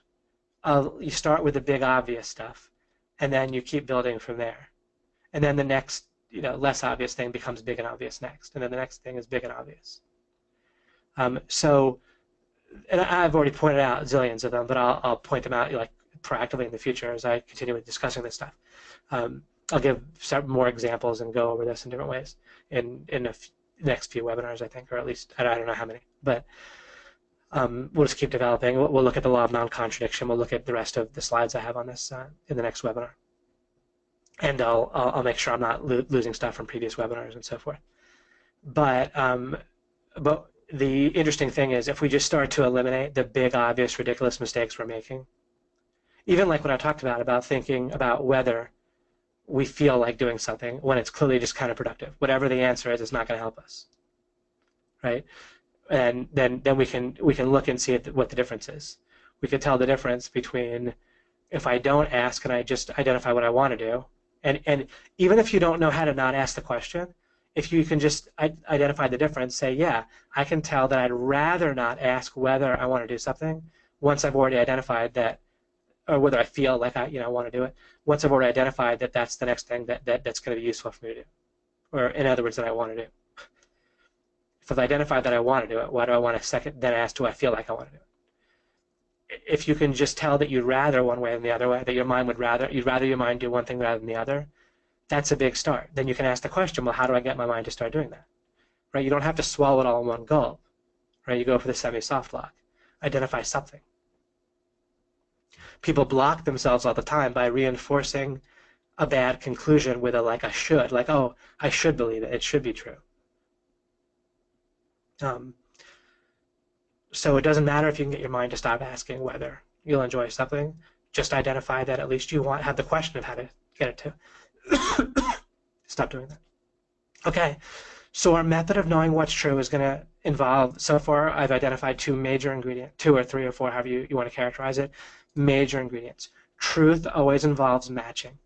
So in order to examine whether something's true, you have to identify what two things are supposed to match. It's much easier in many, basically in every case, but sometimes if you're looking at 2 + 3 = 5, the amount of dots, the amount of distinctions or whatever is so small that you don't need to worry about the opposite. But practically speaking in life, it is much easier to see if the opposite clearly doesn't match or is absurd. And again, we'll look at more and more examples of this. But but as a practical matter and as just your ability as a conscious being to participate with the thinking of your mind. You can tell big obvious things that don't match, and you can really do that perfectly um, when they're big and obvious enough. There will be plenty of times when you can't tell whether something it seems to match. When something seems to match, then you're still not sure. You don't necessarily know much yet, except for that it seems to. But that might be about it. But then you start to look around in the things related. That's part of why stipulation matters. Is you take a look at what you're stipulating. You take a look at like the big main words or object, big main. You write down the sentence that you're thinking about, and you look at the main words in that sentence and start to zoom in on them or think about them. We did this with the word true. We're thinking about, well, how do I know what's true? Circle the word true, and identify. And we realize that actually it's a cluster that involves the idea of matching. Okay. And then we can also try to get a better sense of the word know. But one of the things we know about knowing is that it takes place in your consciousness field, not in the world of reasons, not in your mind. I'm sorry, it takes place somewhere in the interaction between your consciousness field and you as a being. But there's always a being if there's a consciousness field. In other words, you with your consciousness field. So we talked about truth involving matching. We talked about the default being your mind twisting the idea of understanding and truth to involve fitting or an association of one thing to another, associated and labeled as true. And then your mind gives you a feeling. Your mind might check it, feel like it fits with your model of the world. Yep, fits, and it's true. Or it doesn't fit, so it's not true. You don't want it, or whatever. Your mind resists clarity because that will actually mess with its feeling of understanding, which is how it keeps you from feeling helpless. That's another distinction. And then the mismatching, where it's much easier. Well, I talked about that just now when I reviewed it with matching, but how you're differently able, your lever of power. Remember, one of the things overall in alchemy, one of our most basic, most awesome questions is what's our direct lever of power that we have as a conscious being? As a conscious being. Somewhere we have to have power that can't be taken away from us, like in our environment. That's not in the world of reasons. It's inherent to us. Can't be messed with, and we want to use it. And the better we understand that power, what it is, how it works, how to leverage it, then of course the more we're using the power we have, which means the more good we get for ourselves and others. So it's this really cool question about what's the most basic lever of our power? How do we understand our power? Instead, the mind twists the idea of leverage and power into more like resource and leverage, like for yourself, attached to yourself. But that can give you more leverage, but it also tends to give you more vulnerability. It's more stuff that can break or go wrong. On balance, it can be helpful at times to have leverage, money, relationships, and stuff like that.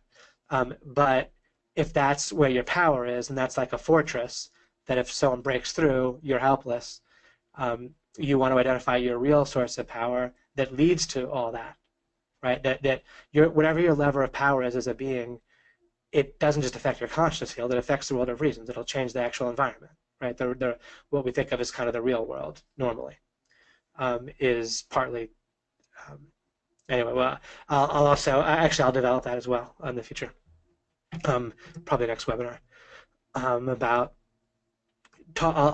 talk about more about the typical model of the world versus how we break it down and how we're going to go back to using the typical model of the world often, but we'll use it with awareness. Much like once we realize something's a video game, we still want to get into the video game, or we can realize something's a movie, but we get into the movie. All right, excellent. Excellent. I like talking about this stuff because I already know it. Clearly, some of the times we're talking about goals, there's a lot I'm still working on and trying to discover.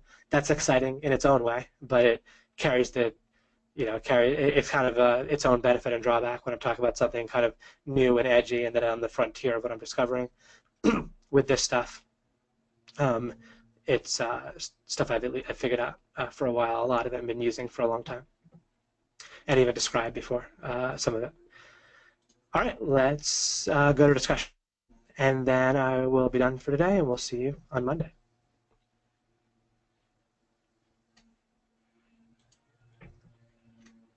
Coffee and alchemy. Yeah, from an hour ago when I drank some coffee.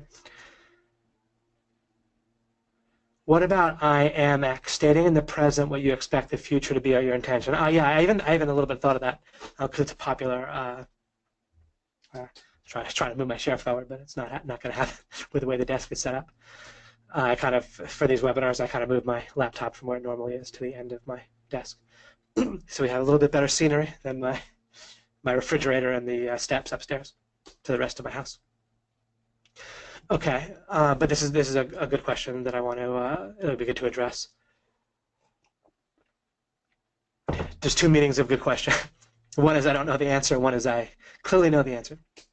And with this one, it's not going to be tough. So Jamari asked, what about stating in the present? Like, so what if you will kind of blend the metaphor, imagine it to you, whatever age you are, saying, instead of saying, I don't want to go to gymnastics, maybe you feel like you don't want to go, but you say, I am at gymnastics, I am enjoying myself. You're not there yet, you're still home. But you're like, I am there, I am enjoying myself.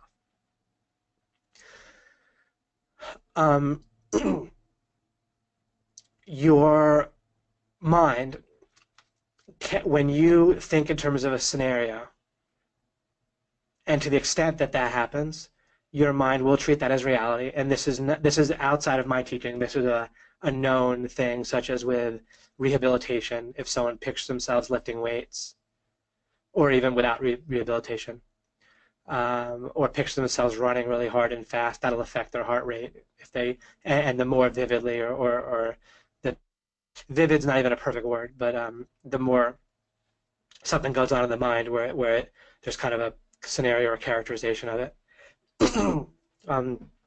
then the more real it'll seem. So there's a way to imagine, that your mind can imagine things that it treats identical or nearly identical, or even if it's somewhat identical, then your heart rate's still going to go up significantly, right? Even if your heart rate doesn't get as high, if you imagine yourself, immerse yourself and imagine yourself running, then if it increases significantly, that's still eye-opening, right? One moment.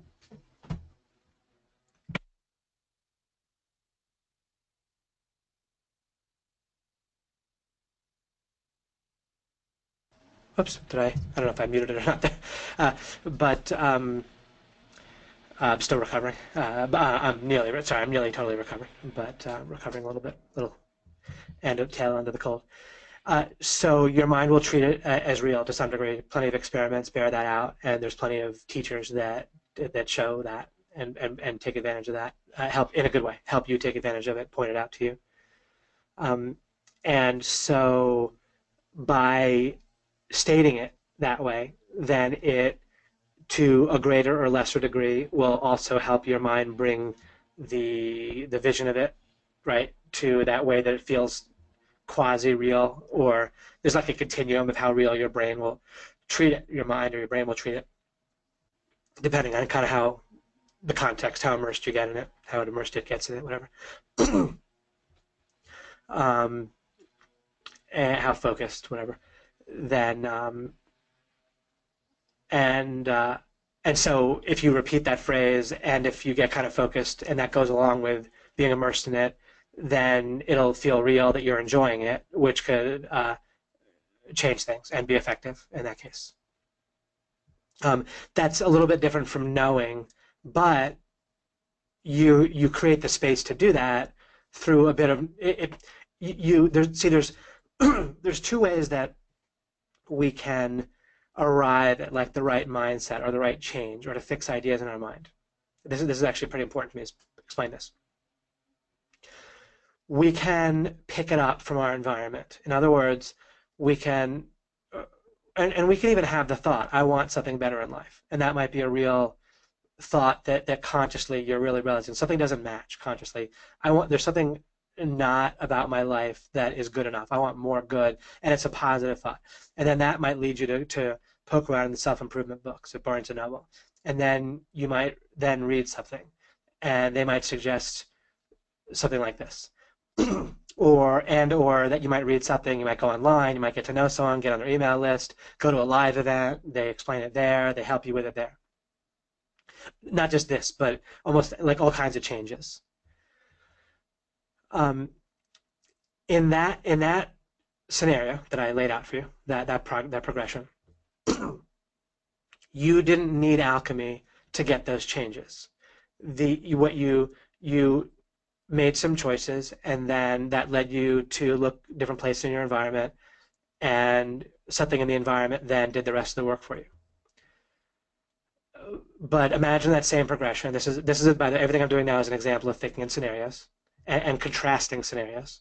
Now with the mismatching idea, you can start to more add, and I'll develop this as well, but will more add like scenario A, scenario B, or like I talked about, you add an element into a scenario, or you change something and then you play it out again differently and see how it plays out. So now let's suppose someone says, I want something more out of life. And the same like last time, they go get a book. The teacher is charismatic and convincing and right about some things, but deeply wrong about other things. Then what'll happen? They may well pick that up, and plenty of people get misled. So the punchline here is, without getting all the way to the bottom yourself, then you are not. This is the perhaps longer, but perhaps shortest, but it's the assured, inevitable route to success. Alchemy, the stuff I'm sharing with you, it doesn't, as always, doesn't have to be from me, but practically speaking, you're in the right place. And please show me that you're not, and I'll happily retire, as I always say. Anyhow, so you see that someone can be operating within the context of their mind, but realize they want to change, go out, and that'll spark something, a different path in the environment. But then because they haven't gotten all the way to the foundation, they're still at the mercy of the greater environment. And if they're kind of more unlucky, they can get a worse teacher. If they're more lucky, they can get a better teacher that they gravitate towards. But the way that the mind is going to decide they like a teacher is what? Fitting. Does the look, does the tone, either written or in voice, right? Does the feeling, does the energy I get from the person, but the energy is just a sense of fitting with the person, in essence. I'm not really making a deeper comment about energy here or not. I'm just saying that practically speaking, when someone says like, oh, I love the energy, then that really it's more of a fitting with the receptors that the person has in their mind, so to speak, what their mind's looking for. So a person could get misled. They can get partially led right, partially led wrong. They can get led like correctly, but what's ultimately a local peak, or not out of the full box. So to assure yourself, so there's going to be story after story, and many of you and myself have experienced this, where we've wanted something better. We've found people to help us, sources that help us. With me, Tony Robbins was a huge help back in the day, and plenty of others. Vernon Howard is great. I mentioned with psychopictography. But to break, none of those people, as I can tell, are going to fully break you out. So you need to break yourself out presumably with my help, and build back up on your own. Then again, when you have the right framework, you'll have the right receptors. When you understand to go for clarity, then your receptors, your framework, will pick up the good stuff and reject the bad stuff much more reliably. And you'll also have a little bit more of a space where it won't just be all automatic. You'll also have things where you're not sure, but you'll label those as not sure. You'll characterize them as not sure, and so they won't be like protected in your mind. Almost like no truth needs to be defended and protected anymore. As you get to the foundation and build back up, with anything, at least if they show you how you're wrong, but they have to show you how you're wrong directly with what you built, like I showed you with those pictures. Show me how those pictures don't match, if you're going to say that, or match if you're saying that they match when they clearly don't. If someone says that the government can legitimately violate property rights, then fine, show me how that works. Maybe I'm wrong. But it can't just be, well, we need that. It can't just be like a throwaway line or just a random arbitrary line. Like, well, we need roads, right? That isn't showing me what I need to be shown. And I said that because, as I said, I was saying that we'll develop a more and more accurate framework we'll be able to pick up things that are correct better, but no matter what, and we'll also have a space with anything where things could be corrected if necessary. Okay, great. I'm glad you got me to say that stuff. Oh, and I was saying that we've all benefited from teachers that have given us useful stuff, and in many cases that'll be a lot faster than the alchemy process, than doing the alchemy process the first time. Now, thinking accurately and quickly about day-to-day decisions will actually be way faster and more accurate for you based on digging down and building back up together over our 100 hours or so that we'll spend together. But in any one decision, that 100 hours plus your decision making, it might have been quicker if you had by luck stumbled upon the guy, someone who already told the woman or man that already told you the right answer, right? So there's going to be people that'll help you faster than me, but this is except for about this topic itself of foundationalism. Probably I'm going to be faster right now than someone else. In the future, someone might be able to explain it faster and more clearly. But I think that gives a kind of a sense of things. There's all sorts of places where again you'll get things. You get the answer to a question or the practical strategy from someone that is quicker and faster than the whole alchemy process. But I think I made it clear how you want the alchemy process for damn sure.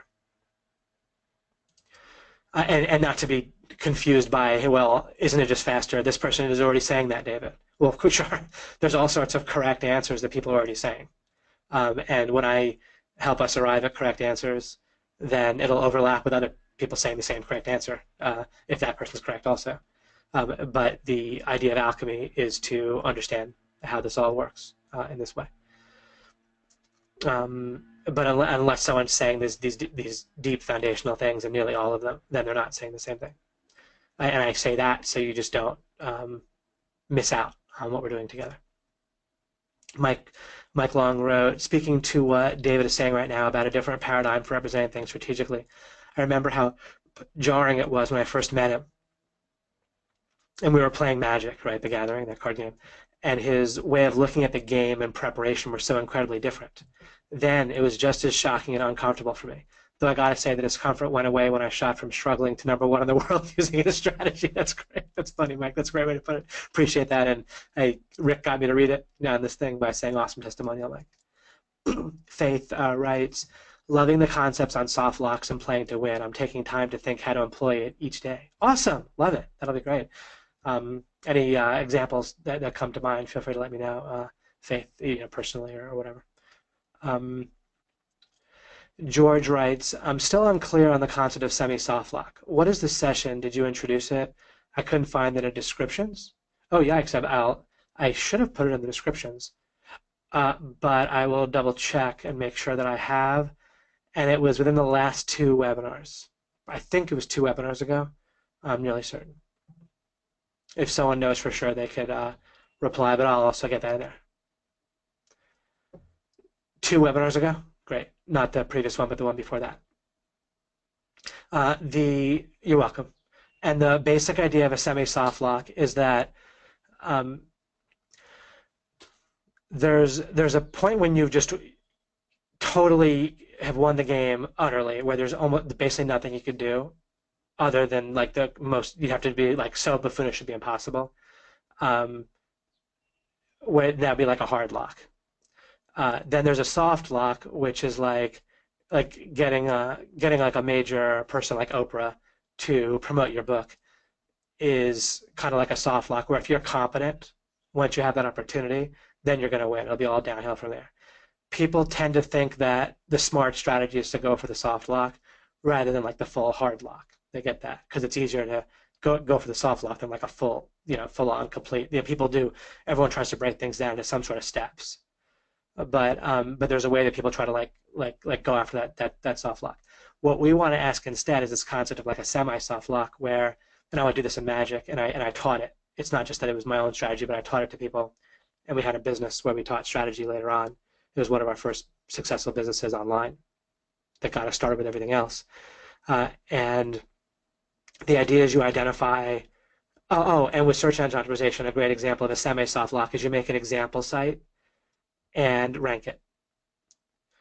That takes focus. You channel your focus into that. It's like with strategy, part of what's always going on with strategy is you have limited resource, and you need to figure out what's the best alternative use of my limited resources. The best alternative use tends to be to channel kind of almost whatever it takes, especially of these flowing resources like your focus, where you have to spend it on something. You can really channel into that semi-soft lock. Like if you put everything into ranking an example site when you're starting out with trying to monetize search, learn and monetize search engine optimization, then that's going to probably work great for you. Because it's easy enough that channeling your focus, if you really focus on it without thinking whether to do it or not, and make it a priority, then you're going to succeed. Or you're going to have like a very good chance of succeeding. And if not, that time you try another site, and by the time you try 1 or 2 or 3 sites, you'll get it. At least strategically, it's a great option, right? We can quibble about whether it's 100% or 99.9% that you'll succeed, but whatever. So you're going after that semi-soft lock, and you channel into it, while other people are wishy-washy because they're channeled into that soft lock, getting the client to say yes, or making a site that actually makes just a little bit of. They think if it just makes a little bit of money, that's enough. But forget about the little bit of money. That's like the soft lock, and go for ranking an example site.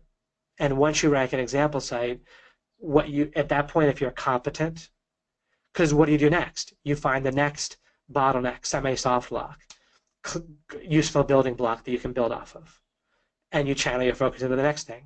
And plus, you have the advantage of the previous thing that you already did, the first semi-soft lock, the ranking the example site, right? And you build from there. That's the semi-soft lock described again. And it sounds good, but also in practice, it works like gangbusters. And it really is different than how people do things. They tend to go for a bigger step, a bigger result than they need to. Clown writes, "Hi David, I tend to have some difficulty in knowing which of the May money method would be best to peruse." Oh, maybe making money method would be best to peruse.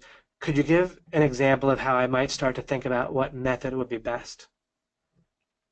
And if you could clarify there, clown, when you wrote May, what word you meant there.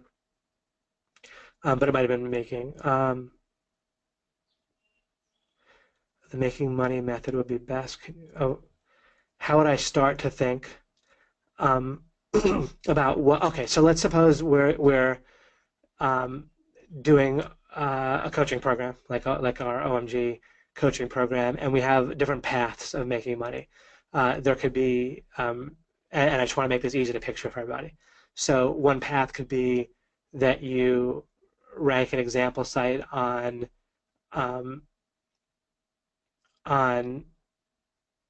Google website that you make yourself, and then use that to get some client work on helping local businesses. Another path could be that you try to make a site that provides something interesting content and value, rank it for some keywords that can be useful for affiliate marketing, and have an affiliate link to some products that have an affiliate program, and make some money that way. Another path might be doing Amazon, which is quite different. Doesn't involve necessarily Google websites. That they supplement your Amazon, but mainly you're ranking on you're finding products, getting them into the Amazon listing, making your own Amazon listing, and getting that listed on the Amazon internal search engine. And so let's say you're a person and you're thinking about which path works best for you. This is a great kind of tangible example. It doesn't matter whether the question matters to a person or not, but it's easy to picture, and this will be a good way to illustrate. And something like this is something that we face, I think, constantly. There's a few things we can do, all different valid things we can do, but we can look and see, is it possible to follow through on a few of the different things? And it might be. Or I might think I might follow through with different ones, but I'll start with one. As a parallel illustration, this comes up, like let's say you're playing a computer game, and hopefully you can picture this, where it's like you're some sort of character that you're playing. Could be a role-playing game, adventure game, whatever. But you're a character, but there's different options for what kind of character you play. Maybe they're strong, maybe they can use magic, maybe they're agile, right? That kind of thing. But you have to pick when you start out, and there's different classes or types of characters you can play. You only play maybe one character for a little while, especially when you're starting out in your first game. You can only play one character. You might, after an hour, switch and try a different one, or you might follow that character through for a while. Either one's valid. You might play a character for half an hour, then go read the instructions. What you're doing is you're looking for distinctions. You're looking for more questions to ask. And these everything I'm talking about now, remember, the discussion is sort of parallel in a separate universe from our monologue to some degree. And so there's things I'll be developing that I already have on slides for you in future webinars that I'm meandering to here, but that I prefer to like maybe touch on, but not get too much into right now. So I almost pick at random, like I certainly wouldn't fret about which of those to really try. Whichever one I tried, I would make sure I was following through enough that I wasn't artificially giving myself like a bad idea of that route. Just like if I just goofed off with a particular character and didn't really try to have the right equipment on them and think about them properly and know the right rules about them, then I wouldn't really find out much by playing them. Now, separately, if I'm just learning the game itself, then it might not be that relevant to be trying to figure out which character, how good a wizard is, or how good a fighter is, or a warrior, because I hardly know the game. So a warrior might be great, but if I took it really seriously playing a warrior in the computer game, when I didn't know the game very well itself, I might make bad decisions about the warrior, and I might not know that if I made good decisions, then there was actually be a strong class. I might come to the conclusion it's not that good of a class. So you can watch out for that, and you can say, I'm going to try Amazon, I'm going to follow through with it enough to give it a good shot, but also realize that if I'm pretty new to all of this type of making money, where I'm trying to get some sort of product together, some sort of getting free traffic or dealing with search engines and just dealing with infrastructure and this whole kind of way of thinking, then I might be making some amateur mistakes or to kind of be new to it all. And I might be open to coming back to Amazon later, even if it's the first thing I try, depending on my conclusion about it. Then I might try something else. You're always kind of looking for the right questions to ask. You're not doing it to prove that you're already smart, to prove that you can do things right. Again, you're trying to eliminate wrong things as well as know. Like part of what you can know is to eliminate incorrect things, or actually it turns out a lot of what you can know is to eliminate wrong things. So you want to be careful that you're not pursuing a money method in a way that you actually have a conflicting goal where you're trying to prove that you're smart, or you prove that you can do something soon, or prove that you're going to get results. Okay, now separately, you are looking to try to maximize the intersection of two things in the money issue. You're looking to you have resources in life that you're starting out with, at whatever point in your life and your situation when you're starting out with these different potential paths of making money. Then you have resources that involve people that you know, people that you know who they know, and that can branch out a little bit. Those are or potential like fairly potential resources that are sort of at arm's length or a couple of arm's lengths. Then you have your own skills, you have your own experience, including your own personality. Some people have more of an ability to convert in general. Also, you have your own culture. When you're dealing within your own culture, by the way, one of the things that is so tough about people going to college, this happened to me. You go to college, you end up moving permanently away from the town you grew up in for the first 18 years. That's what I did. And then if I hadn't done that, I would have had so many resources and potential relationships and networking. Anyone could be a networker in the town they grew up in. And anyone that, whether out of the, not anyone, but most people when they're out of the town they grew up in, it's so much harder. And you can even think, wait a second, maybe I should just move back to where I grew up. Why am I assuming not to be there? Anyhow, the intersection is between two things. Value that other people might want that you can spot, and your own resources. And you might need to grow that bridge. There might be nothing that you have at your fingertips that people really want, and where there's, especially where there's a USP, a unique selling proposition. So you'll then need to ask questions that will grow your resources, right? It could be as simple as, how do and as simple as, oh, I have enough background with doing a little bit with websites. Plus, I know someone that could maybe is interested too, that I might even partner up with that, or even just get a little bit of tutoring from them, help, or even just ask some questions directly from that person. So I have that, and plus it feels like it's kind of interesting for me to do. It might not be like my number one thing that I want to do in my next next week. There might be some other activities that if I had all the money in the world, I might pick instead. But given that I'm picking something to try to make money with, that I find that reasonably enjoyable to go and work on a website and to kind of rank it like a little bit of a game and so forth for me. Or you might not feel that way. You might feel like, whoa, like that's pretty far from what I might want.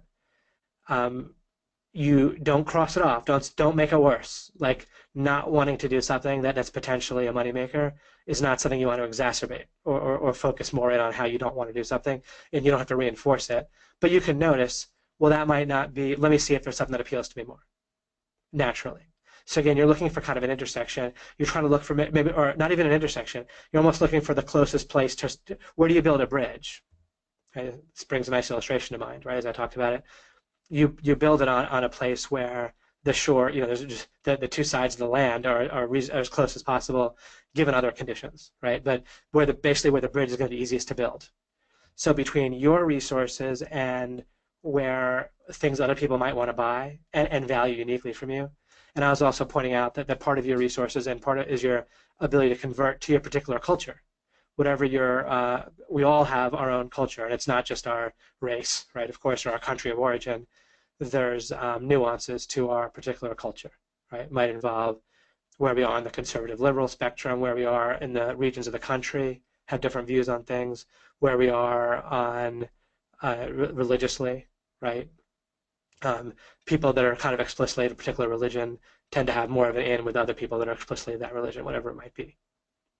And that can vary from religion to religion. Some give more of an advantage to each other or less, right? But those are all resources, right? If you're a member of a religion that's kind of tight with itself, then that could be a resource. And as long as it's reasonably honest to do, you can emphasize that or get a little bit more into that, right, as a networking thing. I don't mean necessarily fake it with religion or not. You make your own choices, but you understand what I mean.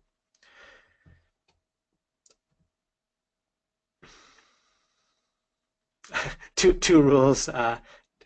Second one's tongue in cheek, but you're always working genuinely for the understanding at the bottom line, and then for a win-win-win for everyone. And then if you're going to fudge things, don't do it when you're going to get caught. That's the tongue-in-cheek part. But never violate someone's property rights. Of course, I'm never going to be misleading you when it comes to anything where we have a deal or anything involving money or anything like that. And I can't imagine. I really have no circumstance that comes to mind where I'm misleading anybody here. So you know. But at least at least you can use that one. That can also cross off some things. Sometimes people feel confused about whether to fudge the truth, and at least stop and think, am I reasonably going to get caught here? And if that's going to be the case, then don't do it. Thanks, Michael, for clarifying that about George. So great. So I think where I was talking about that find a place where the bridge is going to be easiest to build between what other people want, their passions, and what problems are out there, and where your resources and propensities and things that you might like are. The least important thing should be like what you're passionate about compared to your resources, your ins, your networking, your culture, where you can convert, and what other people are going to be interested in, and where you can make a unique selling proposition for yourself. And unique can just be locally unique. It doesn't have to be unique for the world. And part of unique can just be where you have trust with people, because that's going to be unique compared to 99.9% of the people out there are not going to have individual trust with some of the people that you might be able to have individual trust with. And even if you have individual trust with nobody that's going to pay you money right now, then you can meet some people, build that trust, and then there you go. You got it. You've built your own little local situation. Okay, hopefully that helped to develop. And with a lot of these open-ended questions, I'm never going to quote unquote fully answer them, but hopefully it helps me to spark some thoughts that could be helpful. Neil wrote, the blurriness specificity thing. You can fit with people you don't know very well just because you have one thing in common. But the better you know each other, the more you realize you're different and that you don't actually fit. Correct, of course, unless it's not that case, but in many cases it is. And the key thing is to notice how, if you feel like intuitively like blurriness is better and you feel like your mind is fighting against understanding, it's probably this phenomenon going on. As long as right, but you can use it to your advantage, and if you're a little bit less detailed about yourself until you're sure that it's a good fit, that other people are going to want to hear it, then that can be better. I have a quandary sometimes in alchemy between talking about some ideas that might be difficult, right? Like politics and religion exactly, and what I need to kind of talk about for other reasons. You are absolutely on the right track, Neil, with what you're saying. And I read part of what he wrote, but he wrote, as long as you don't clarify the blurriness, you get on fine. As soon as you do, you don't like each other. This is why people avoid talking about politics and religion or protection from conflict, discomfort, reality. Am I on the right track here? Yes, that's good.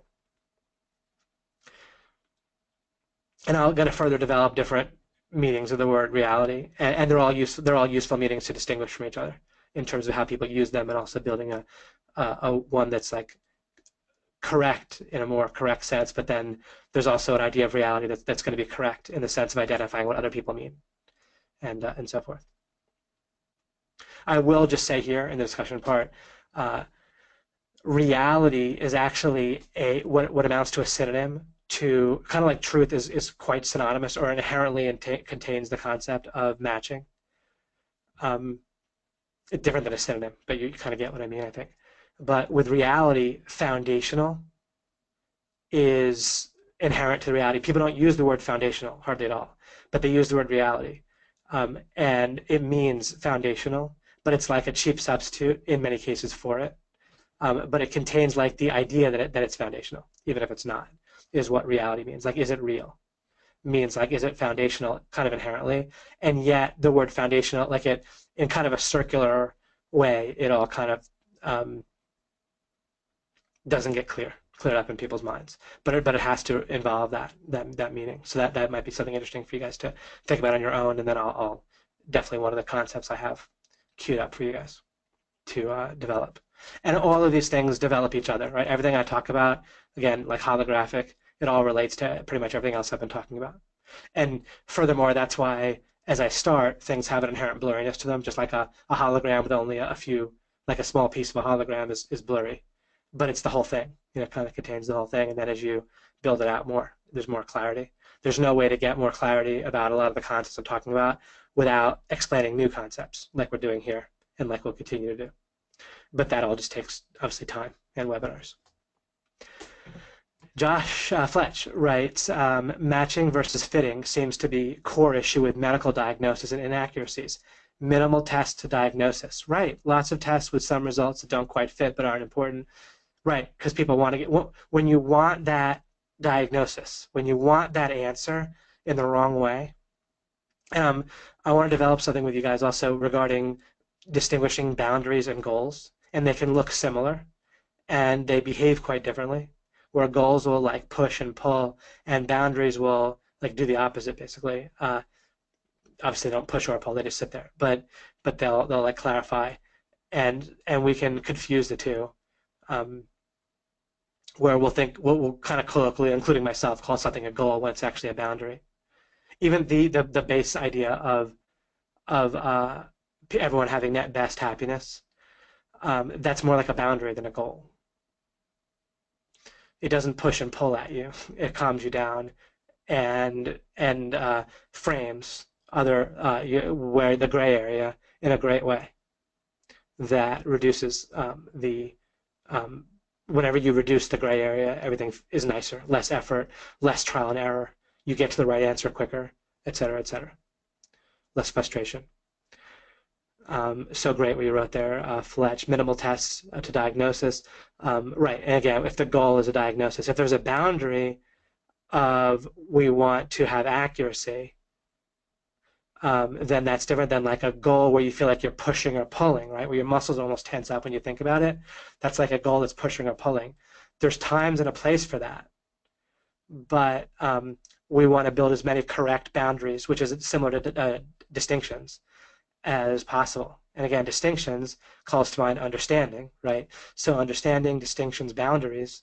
Now the wiggle room, the gray area for goals that are pushing and pulling is smaller, and we can also have clarity where we have one goal pushing and pulling in any one time or situation or topic. And that becomes awesome when we're pretty much not going to be perturbed by almost any situation, even if it seems difficult or a setback or a problem. Once we reduce it to one goal that's kind of pushing or pulling that we're working on, and that's it, and the rest is boundaries and distinctions, then we're going to feel a calm confidence and a sense that everything's doing fine, even after a major setback. Lots of tests with some results that don't quite fit. I'm just reading, continuing to read what Fletcher wrote. Lots of tests with some results that don't quite fit but aren't important. Some information thrown out and other lack information just filled in mentally. Yeah, you have all sorts of issues with, right? And basically you set yourself up for failure when you're this goal, the diagnosis is like pushing at you or pulling at you, instead of it being a boundary to get things as right as possible. It might be impossible to get things perfectly right, but what you can do is continue to narrow down and then it might just become at some point clear and obvious. It might never become clear and obvious, but it very often might with a medical diagnosis. And then even if it isn't, then narrowing things down is clearly to everyone's benefit. Neil wrote, we're told by left-wing politicians in particular that we are all the same. This is not true. We need to discriminate between good people and bad people, good ideas and bad ideas. And by the way, even good and bad people, we don't necessarily want to think. Now, once we go back into the normal model of the world and we're thinking within that, and we're thinking in the sense of practically speaking, when does someone cross the line where they have to be stopped? Then that can be a useful distinction. But we want to be a little bit careful with good people and bad people. Where we don't know where people are starting. It really isn't about ever having to judge somebody else morally. We can judge more like what we're going to do, or if we have to just stop somebody else. Neil wrote, many people now either cannot or refuse to see the difference between the road and the cat. Right. Those are the two slides that I put up where the difference should be obvious, right? If you look at it, and call you something like a racist or sexist or pointing out obvious differences. Yeah, like the sexism thing with the president of Harvard, right? Who's a leftist himself, but he did a paper on the differences between men and women, and it really backfired on him, and he got kind of railroaded out of there. Especially with the differences with men and women certainly boil down to with reproductive roles create a ripple effect that at least. The differences when you talk about men and races, gender and races, the differences will come where people get confused. They don't come inherently necessarily, except for the very blatant, obvious physical differences, like amount of melanin or reproductive organs. But the vectors, on average, on people based on thing, and not even necessarily on average, but the vectors that exist. That are triggered by, when I say vectors, like the kind of, there's certain forces that act upon you if you're a woman or a man. There's certain influences. If you're 5 years old and you're a boy and you're struggling with math, then it's more likely that your teacher will say, come on, you can do it. And it's more likely with a woman that they'll comfort that woman and say, oh, it's okay. You don't have to do it. Right, so that's like a vector. That's like a kind of a force out in the environment that's more likely to affect a man one way and a woman another way. Of course, it's not 100%, but those vectors are real vectors, and that's where, and vectors like that affect minds. And the more we look at things that way, the more we can talk more usefully on both sides about things like racism and sexism, and identify that someone of different race can have different vectors on them. any individual has their own things that they encounter in the environment that are different than any individual. But when we see the vectors, then we neither um, think in terms of being colorblind, which throws the baby out with the bathwater in one way, but nor are we caught in the trap of the other trap where um, right, that we have a problem in America where you can either you can't either you can't see color with race, and you can't not see color. In either case, if you do either one fully, you will violate, in essence, and so it's tough. That's funny. Caught in the caught between wanting to drink coffee to get through alchemy and needing to sleep afterwards. Bryce writes, I have a question about how one learns. Let me see if there's any. No. Okay. Sorry, George, about skipping over. Sorry, let me just quickly. And I know I won't be able to get to every question regardless, but George wrote, Road and Cat might be identical in that they are both images, both used in the demo.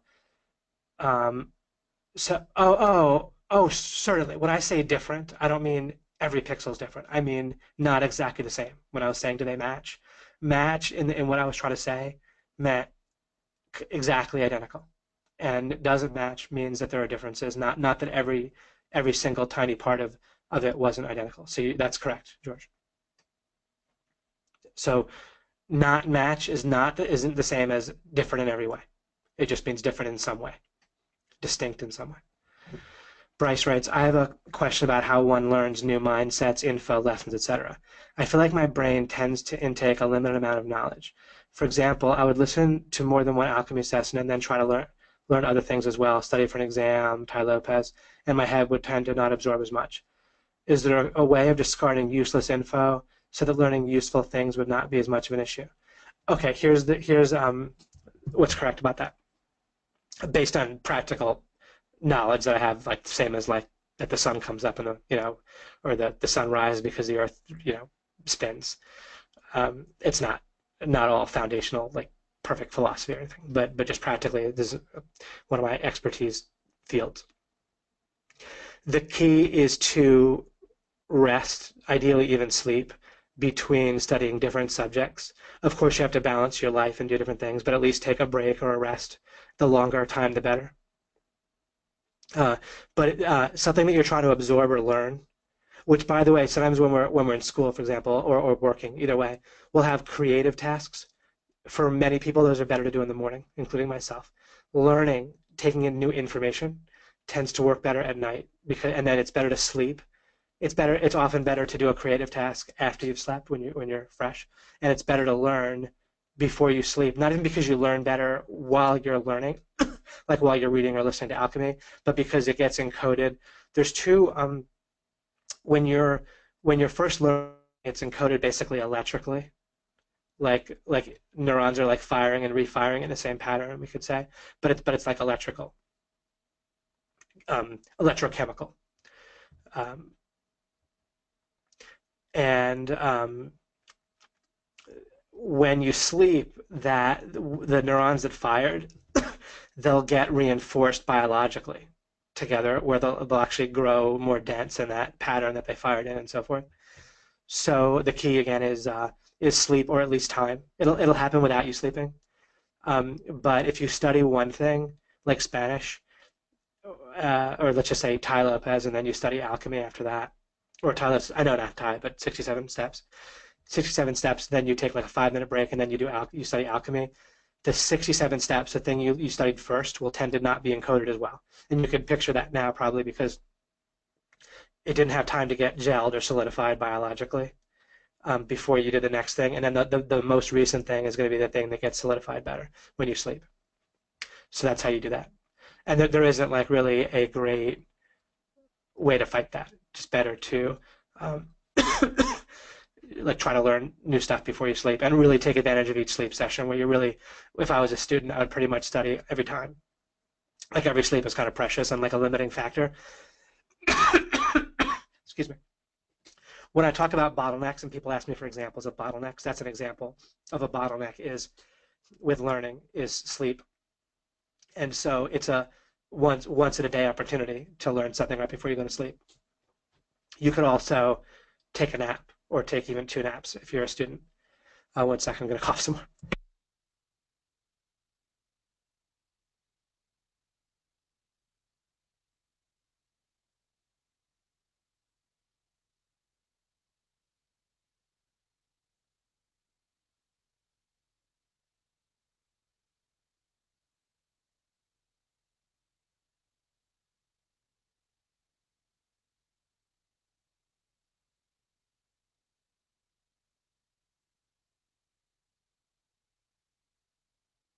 Okay, I am back with a cough drop already, all prepared today. Anyway, so yeah, so you see that there's also an example of bottleneck. Another bottleneck is if you work creatively better in the morning, then you get 1 morning per day, or you can have multiple ones by taking a nap. You can kind of get 2 mornings and two like pseudo mornings, yeah, or 1 pseudo morning and 1 real morning, whatever. And by doing a nap and sleeping, if you're a student. Practically speaking, I would almost certainly take a nap if I was being a student, and I use all that strategically. Almost I forget I do it because it's just kind of so obvious to me because I picture it this way, like I just see and the neurons solidifying when I sleep, and so I just sleep. Or if I need to be creative and I feel tired, then I'll just nap. Of course, unless there's some reason in my life I just can't, but I'll nap. I'll ask the question. I can think about the result I want. I can think about the way the world would look if the problem was solved. Um, and and then rest. And then I don't need to wake up with the answer. It's just that then I work on the creative task afterwards. Or if I'm writing a sales letter, then I might picture what I want to have happen from the sales letter and the way the world would look. Picture sales coming in, or I might picture a couple things, like a person coming to it saying, "Oh, this is compelling. This is fascinating. I want to get this," and then they go buy it. And then they're also set up by the sales letter to consume and profit and use the product successfully. Might picture all that vividly. When I say vividly, I mean ask myself some questions that like kind of triangulate it and ask myself look at it from a couple of angles. I don't mean like I just do an active will see it more clearly, like bringing it into focus, like physically, like with a knob or something. It's not like that. It's just it naturally becomes more vivid. If you ask questions, this will be a useful hint for people too. If you ask questions within a scenario or within this kind of picture of the way the world would be after you accomplish a creative task that you're looking to do, ask questions. How quickly would they buy? What would they recommend it to a friend? What, are they buying in the morning or in the evening? Like it can be, if you think of particularly useful questions to ask, great. Where did they come from? Who referred them? What were they doing before they came to my site? You don't have. It's not about answering those questions correctly or getting bogged down in the question, but by asking the question, it pulls your focus into the scenario, and that'll help you. And so don't stress whether it's vivid or not. Definitely, it will automatically be more detailed, triangulated, vivid if you do that. So that'll help you with using scenarios even better. What I just said. Then I might rest and then I would get up and do the creative task. And I would probably feel like it. I may or may not wake up with an idea. Sometimes I will, and that'll motivate me further, give me a burst of energy. But either way, it's a great strategy as long as you can work it into your day. Mike Long wrote, thank you, Michael. Michael J. Moynihan wrote, I'm in the right place unequivocally. Michael Long wrote, I like how Fletch said during the assimilation alchemy Webby with Cotton Grammar about how Fletch has had great coaches that gave him major light bulbs, but how David has given Fletch dozens and dozens of such distinctions. I think the exact number was 50 that Fletch used. Never forgotten that comment. Fletch said great coaches usually take away like one great thing from them. And he said with David it's more like 50. So hopefully I'm living up to that in alchemy. It was like light bulbs versus knowing where the light switch is. That's great. Fun. Jamari asked, David, I know this is random, but are you going to do a webinar on how to build an offer and how to JV? I remember both yourself and Mike stated JVs are very powerful. Oh, yeah. I plan that's like kind of the phase 3 part. When I gave the walkthrough on how alchemy was going, like phase 1 was kind of we were looking at goals, goalscape, thinking of strategies, like strategy and goals, kind of initially to get ourselves warmed up and talking together, and to just give you a number of useful things. Since I'm an accomplished strategist and I reflect on strategy. And it opens us up and gets us asking the right questions about phase 2, which has to do with how to know what's true, and relating that especially to the issue of our self-image. Not even like enhancing our self-image, but we just are by far people's major expense and major conflicting goal constantly, whenever they're going after their other goal. I think that's outlived its usefulness while I'm trying to talk. The cough drop. Sorry if any of that was garbled. So the major, practically speaking, the major conflicting goal that you're going to have pop up nonstop is this kind of feedback junkie self-confidence trap regarding you already being smart and good and so forth, your self-image already being that way. And so that's kind of also how to know what's true, like that this whole thing that we're talking about here. The most practical use of it probably is getting your self-image straight. Not even getting your self-image straight, that's correct, but also like getting the very concept, getting your understanding of self-image is as opposed to, this isn't just about like building your self-confidence, or not. The effect will be that and better, but it's not like what would normally come to mind if someone didn't know much about alchemy and they were reading, oh, today we're going to talk about self-image or self-confidence. Then they would probably be surprised by what we were talking about.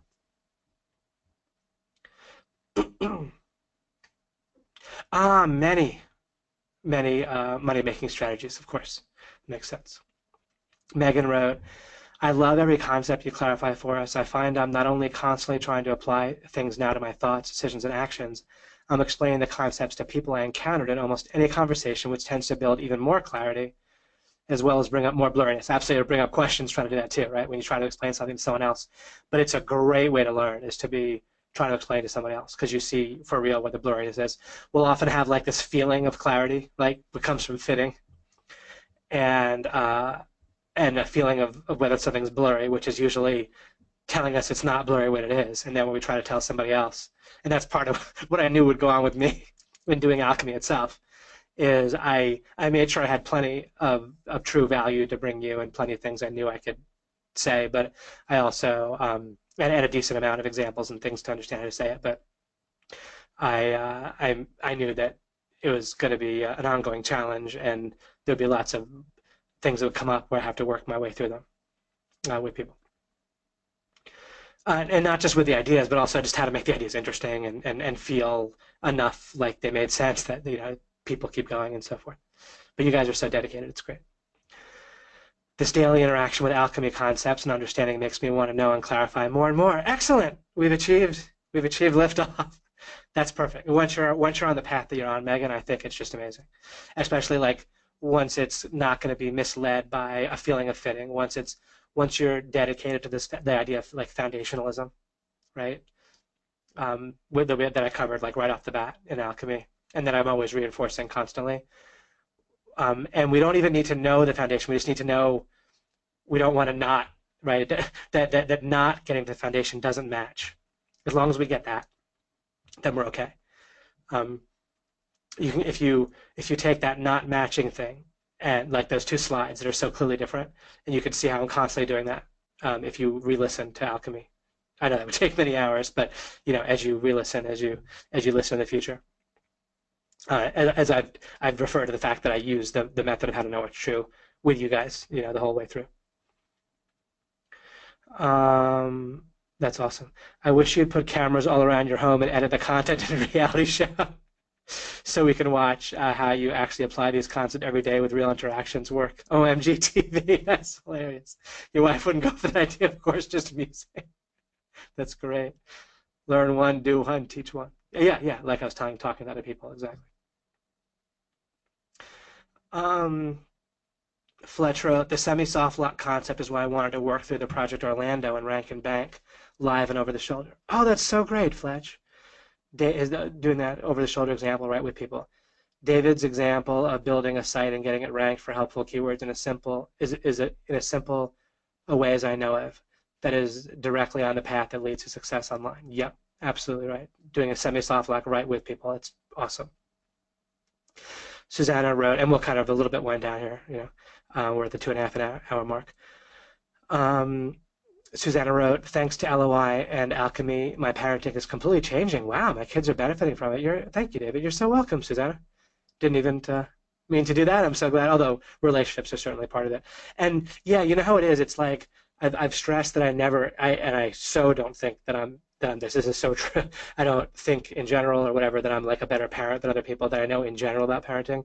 But what's the method of strategic method is I do know that I can help people cross off things and make certain distinctions that they might not have made that and then they very well might become a much better parent than me. They'll have those distinctions plus everything that their talents and dedication and so forth.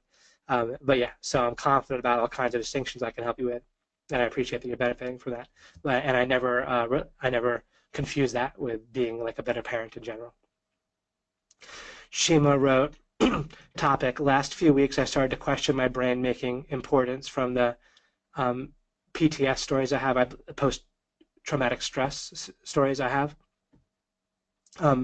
David, this week I've been slipping into anxiety rushes often. Can't really identify something specific. Is alchemy working on me?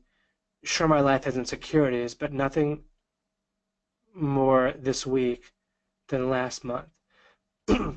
As an simple example, I just dozed off for a few minutes on this Webby, and when I woke up, I felt super anxious right away, feeling in my belly like butterflies.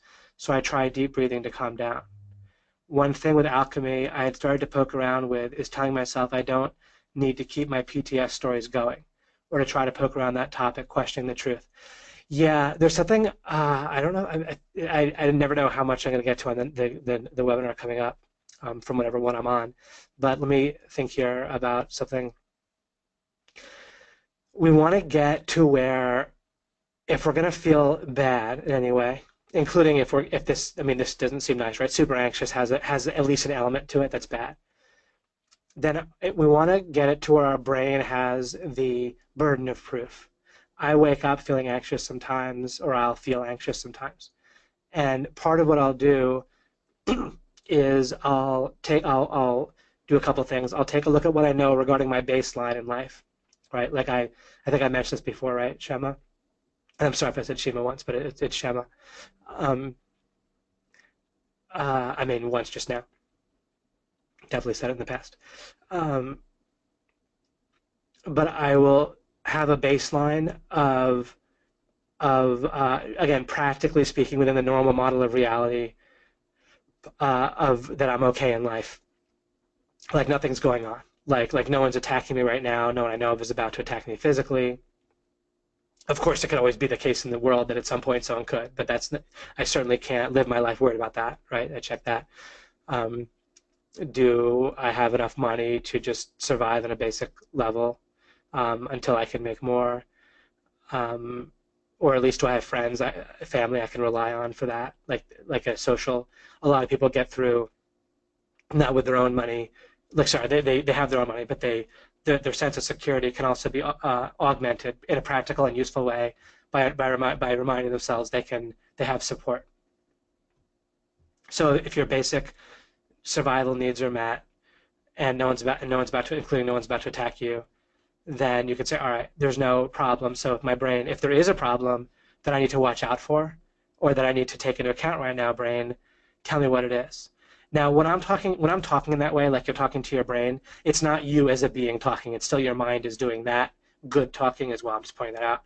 But you, first of all, I'm in the environment telling you, right, I'm giving you that strategy. It gets encoded in your mind so it can repeat that. Furthermore, you can ask questions or do things when you're constantly interacting with your mind. Again, you don't ask the question, but you do whatever your lever of power is that seeks understanding. And then this can remind your mind to also just say, well, show me what the issue is. If you can't show me, then work on it, come back and let me know. But it's not useful anyway. Just a general feeling of nervousness is not going to help me. Just like a generalized feeling of pain isn't going to help me. You can ask your body, you can say to your body, if you're in pain, you can say, I feel the pain, I get it, I hear the signal, and then if there's anything specific, let me know, and I'll act on it. If you let your mind say that, then that's helpful. Or if you lead your mind to say it, if your mind just says it. Again, none of that's you. Neither the smart you or the stupid you, or your brain or your mind. None of it's baseline you. But as a model, as a scenario that has implications that are going to be useful, it can be like, you can identify with the wiser statement rather than the unwise statement, right? If you want. Just like you can identify with the right character in a movie or a game. So on a practical level, ask, I feel the anxiety. Is there anything specific? Or do you just want me to be like kind of aware in general, or to search more deeply? And I will. You're talking to yourself here. Presumably, actually, if you're alone, you can say it out loud. It'll only help. And you could say, I hear you about generally looking around to try to understand things better. So I make sure I'm in less danger. I'm doing that. So making these. Oh, and it might have been you that asked me. I think it was you that asked me about clusters. When your mind, when your brain or whatever is giving you something to feel anxious about, it might be a cluster there. There might be something in that that is useful to hear, and then you don't need the rest of the nervousness and the general sense of anxiety. And much like a child, because children are just like kind of brains without the mask, right? And so we all have the same impulses, but then we kind of have like a thing on top of it, like capping a well or something, like a sort of, it's not exactly a mask in a negative sense, but we have like processing or a self and identity and a model on top of the same impulse we get generally as adults. So there's just something useful about thinking as a scenario in terms of a child and thinking of your brain that way, just as a mental exercise and how you would respond to it. And so if there's an actual emergency or something specific, I'm listening.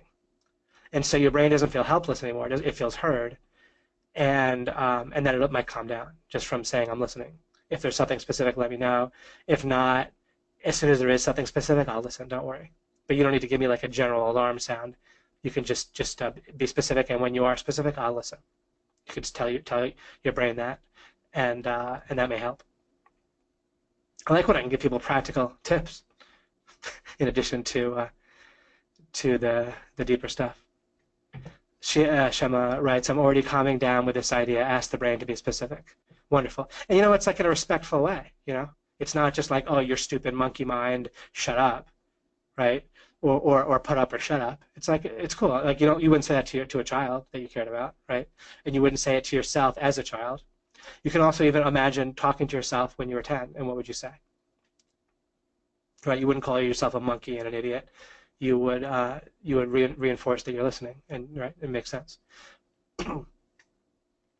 Susanna, yeah, whenever I'm able to get specific like that, it's kind of fun because I know a bazillion things like that. I do it day in and day out, and I do it with people I work with. I develop strategies and things. It all comes from the stuff I know, and then it can be applied to the specific stuff. It just takes some time to teach the general basis. And that also is an example of the sort of thing. I'll have a lot of that stuff as I talk about relationships and so forth. Susanna writes, this is brilliant. I received an insight calming my somewhat erratic attitude to my city SEO. Thank you. Absolutely. Great. Wonderful. Born here, grew up in another country, moved back, lived in half a dozen countries, came back here. That's funny. Which is your city? Which to rank for? I'm not sure what to make of Michael J. Moynihan writing, no truth is truth. No truth. You put the quotes around no truth. That's the bracket. That's the unit, and then is truth. Got it. So mismatching is truth. Absolutely. Got it. See, look at it from different angles. The first thing that comes to mind isn't necessarily what the person meant. Okay, we're almost done here. Bryce writes, thank you for the webinar. Clown writes, hi David, I'm in the process of trying to understand racism. If we use the word white to mean white, as in a white blade of paper, there's no white people, correct, and no black people, right? Because black obviously isn't the actual skin color of people we call black. Although I do tend to like the word practically speaking, if we have to use something, I like the word black rather than African American because if any individual person said, I would prefer you refer to me as African American, I absolutely would, and happily. But just in the absence of knowing one way or the other, maybe someone doesn't want to think of themselves as a hyphenated American. And again, if they do, there's no problem with that. So I'm not saying it's worse if another person wants to be that way, but I don't like to presume that. And black, I feel like, makes the least presumptions, right? It's a practical word. It's obviously not derogatory in any way. It makes least presumptions. Understanding the idea of vectors on people, I think, will help us all understand why races, practically speaking, aggregately, like obviously as a just averaging out individuals, you get different statistics and numbers and so forth.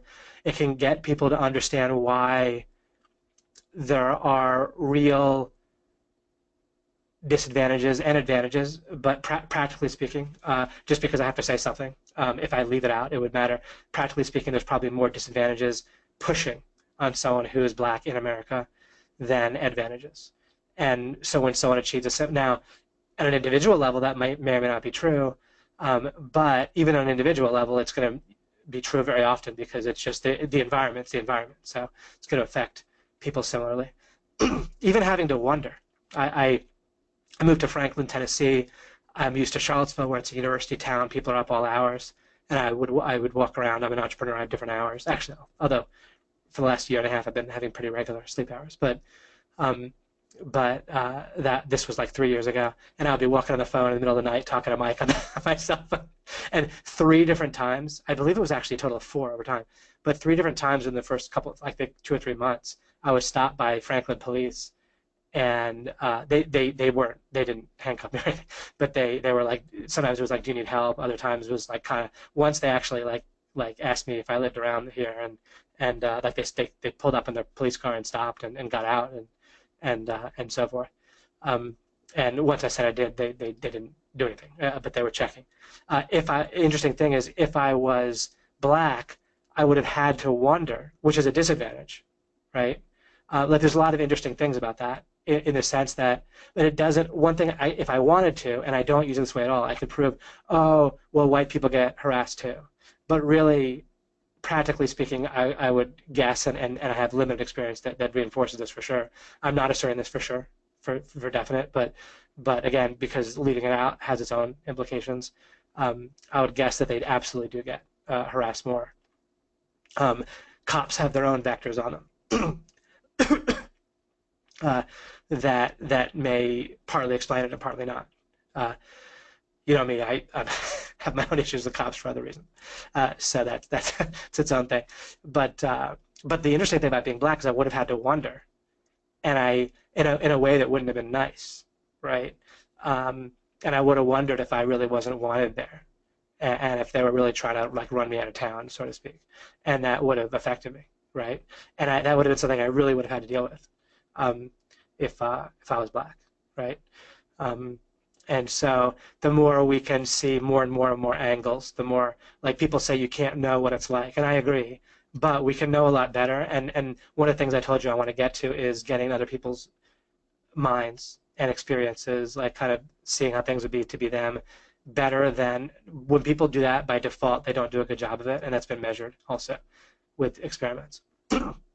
But this is one of the things that does interest me as well. It's not like a top priority for me, but it's definitely a topic of interest that I put a significant amount of thought into, and especially whenever opportunities come up, I tend to think about it from different angles. Like I said, when I was stopped, I noticed that if I was black, I would have had to think about it, and not in a nice way. And Clown wrote, I have noticed that a big part of the problem is the idea of black and white people. The words black and white people are actually political ideas. It's true, and yet you can't get away from it, right, and talk it so there that if we totally ignore it, plenty of circumstances it can be ignored, but there's not the right time to ignore it either, and so forth. So with anything, I think if we really understand it and understand how to understand other people, fundamentally the idea of splitting people into beings that where foundationally it's like as I said, like in a video game, you can identify with the character in the video game, but it's great. There's times when not to. When thinking about race and gender, if we can if we can realize that baseline we're beings, and if we want to admit that, hey, we don't know for certain that we're not going to have another life even on Earth, and maybe we'll be a different gender, a different race. So even just the mental exercise of that, even if we think that that's almost no possibility of that, or that it's ridiculous, the mental exercise is eye-opening, right? How we behave if that was the case. So making it feel less real that we are white, or we are a man or a woman fundamentally, that our self is, and that there's realities to that. There's real effects on our mind for that, and our how people will treat us, and what results we'll get in different ways, and how we should judge others to the extent that we judge them, or judge what we're going to do with them, or interpret results they get. So the more real understanding, the better, but not just a kind of surface understanding. Not just having a dialogue, right? Having a dialogue could mean understanding, but it could also just not mean understanding. It could just mean repeating our own entrenched ideas and getting more more convinced of them.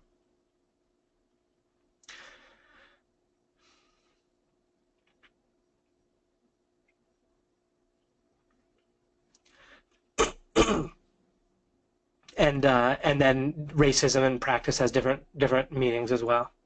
Many of which are relevant to distinguish, and that have relevance and have an impact, right? There's favoring your own race, and then kind of looking down on all other races, or favoring your own culture, or an overlapping like in our mind, thinking of race and culture as identical, when if we thought of them as totally disassociated, that doesn't make sense either, because there's an underlying averaged out reality to overlap between various cultures and races. If we ignored them, that doesn't make much sense.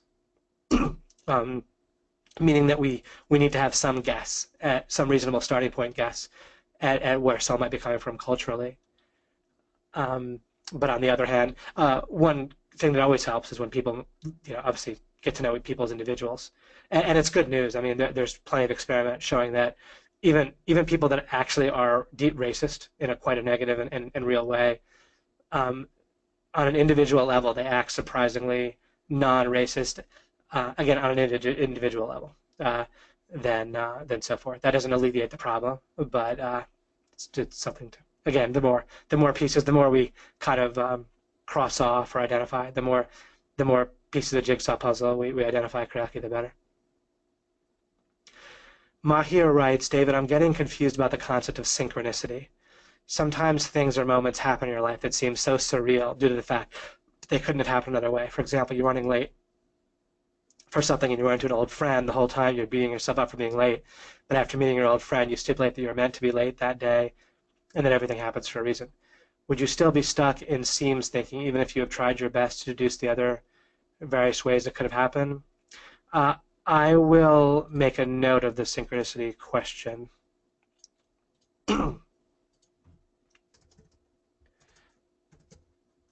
That'll probably give us a nice little thing to talk about at some point. Sorry, can't talk and write. Synchro.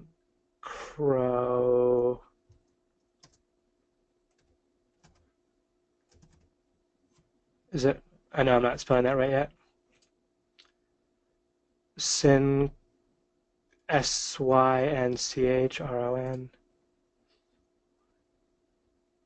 Oh, maybe I am spelling it right. Synchronicity. Okay. Oh, and it's telling me it's spelled right. Okay, terrific. Talking messes with the correct way of spelling, which is visual and by feel. Or the usual correct method of that when people spell correctly, they tend to have intuitively learned to do it by visualizing the word and feeling if it feels right. When you're people that are more used to processing things auditory tend to spell basically incorrectly, at least incorrect by the standard of the dictionary. You're welcome, guys. Very welcome. Did I skip my here above? No, that was written before I took note of it. And I have to skip some questions. I don't skip on purpose. I basically, pretty much every question I read, I haven't read it to myself in my head before I read it. So if I do skip your question, it's not really because I read it and rejected it. It's just because sometimes I just randomly skip a little bit here and there. But it's going to be random one way or the other, right? If I can't get to everything, then it's going to be either because one way or the other. And it's almost better to skip without reading than to skip with reading. If I read something, if I read something in my head, I generally just address it. Is one of the ways that it makes the webinars maybe take a little longer, but that way I'm not skipping something after I read it. I don't want to do that to anybody. Okay, as we finally wrap up here, I may or may not like answer some of these, but I'll just read a little bit here. And I appreciate all the thanks. Another great webinar from Susanna. Jamari writes, thank you for that strategy. My mind has yet to show me why I should feel bad. I ask me the same questions as you do. Is my life threatened? Like what I covered with Shema. Am I royally and utterly screwed? Do I have family that will be in the that will be the team for me if push comes to shoves? Then what's the big deal? Simmer down, brain. Haha. Yeah, exactly. And by the way, now you can use a strategy instead of saying simmer down. If you think of your brain as like you when you're younger, then you kind of treat it with respect and say, hey, listen, if you figure it out, I'm going to listen. You know. But you don't need to. I hear you. You don't need to give me a general feeling of unease. It even works for physical pain to some amount of degree. If you basically actually focus on it and like listen and make your body feel like it's listened to, and ask, okay, well, where's it located? If you try to look for the exact location of a pain, it'll diminish. And then if you basically just don't believe you should feel bad about it, then if you think of it like a signal, so and the same thing, emotional pain and physical pain are pretty much the same place in your brain anyway, that they're caused. So pain in every way can just be less in life just by identifying it as a signal and not like buying into the. Remember, I talked about reality contains the element of foundationalism. So is the pain itself foundational? No. It's real in the sense that I experience it. It's real in the sense that there's probably some reason, but it's not real in any sense more than that. And so I can acknowledge the pain, tell my body, I hear you, ask where it's located or why it thinks I have it, and then your body itself, it's only meaning to signal you anyway, or maybe influence your behavior. But if you're kind of acting like you're listening, that can really help. Repetitive thoughts, again, when they're heard, you want to show your brain that they're heard in a way that your brain gets. Your brain gets things through scenarios. Your brain gets things by if you just write it down on a piece of paper and your eyes see it, then your brain will get it. Because what happens if you write something down, then your brain is receiving. It looks at it with your eyes and it receives the input. It's one of the ways that your brain is like, okay, I see it. It's now physically in the environment. Your brain can see it. When your brain is talking to you, your brain doesn't hear anything back. It doesn't know that you've heard it. So it needs like something. It needs something that it can see.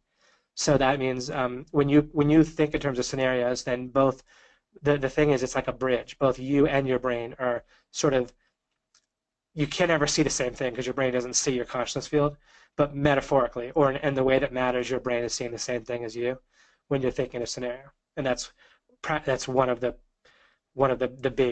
big deals from me that you'll get.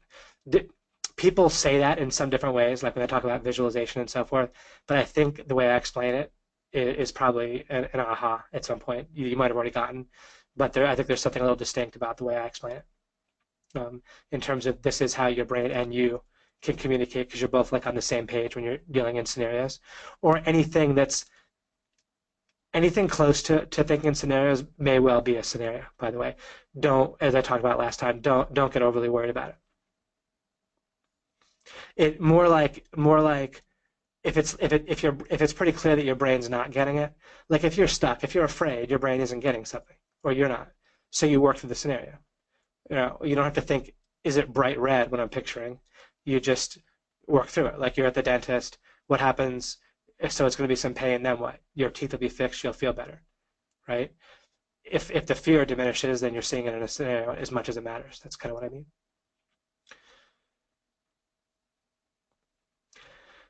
And it's a bit of a continuum, right? You can see it a little bit more, see some more details. When you get the result you want, then you got it enough.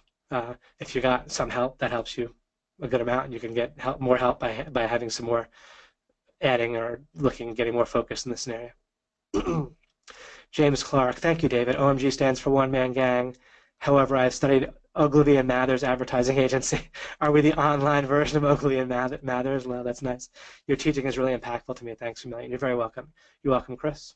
Okay, I'll particularly wind down now. Dave Keys wrote, have company, missed it all today, have to catch the recording.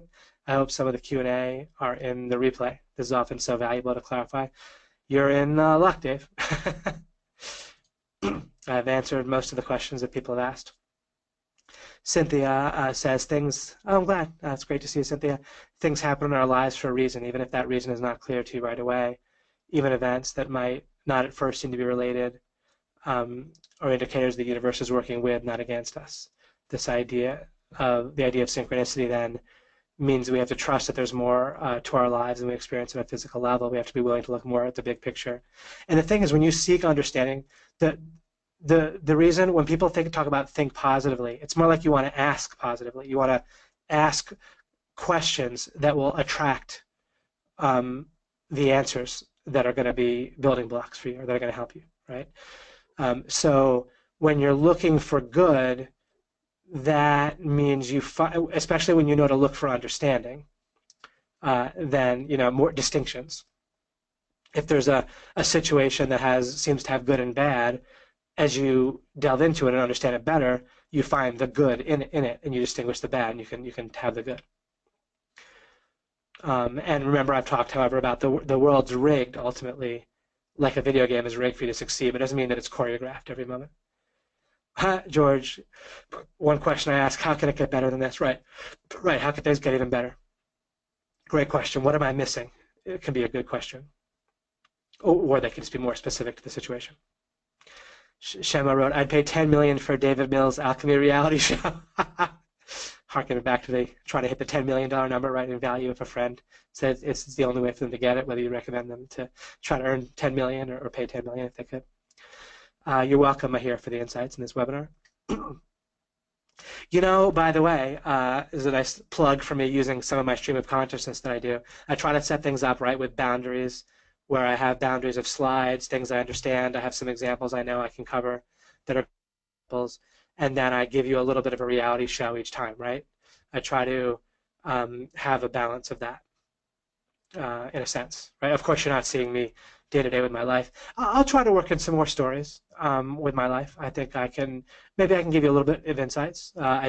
Maybe we're at the point now where me talking about myself a bit, my kind of default is not to talk about myself. As I mentioned, I have to be a little careful because a lot of my stories would naturally involve real people, right? That also might really listen to alchemy. My wife will definitely be going through it more and more. So it's nice. One of the things this gives me the opportunity to download all the things that I've been knowing and discovering so she can know as well. And she's great. She's learned a lot and used a lot, but this gives me a chance to really give a full thing. Same thing with Mike. You're very welcome, Peter, for your thank you. You're very welcome, Cynthia. You're very, very welcome. Megan writes, thank you so much, David. Wonderful time spent with you and your School of Alchemists. I love it. That's great.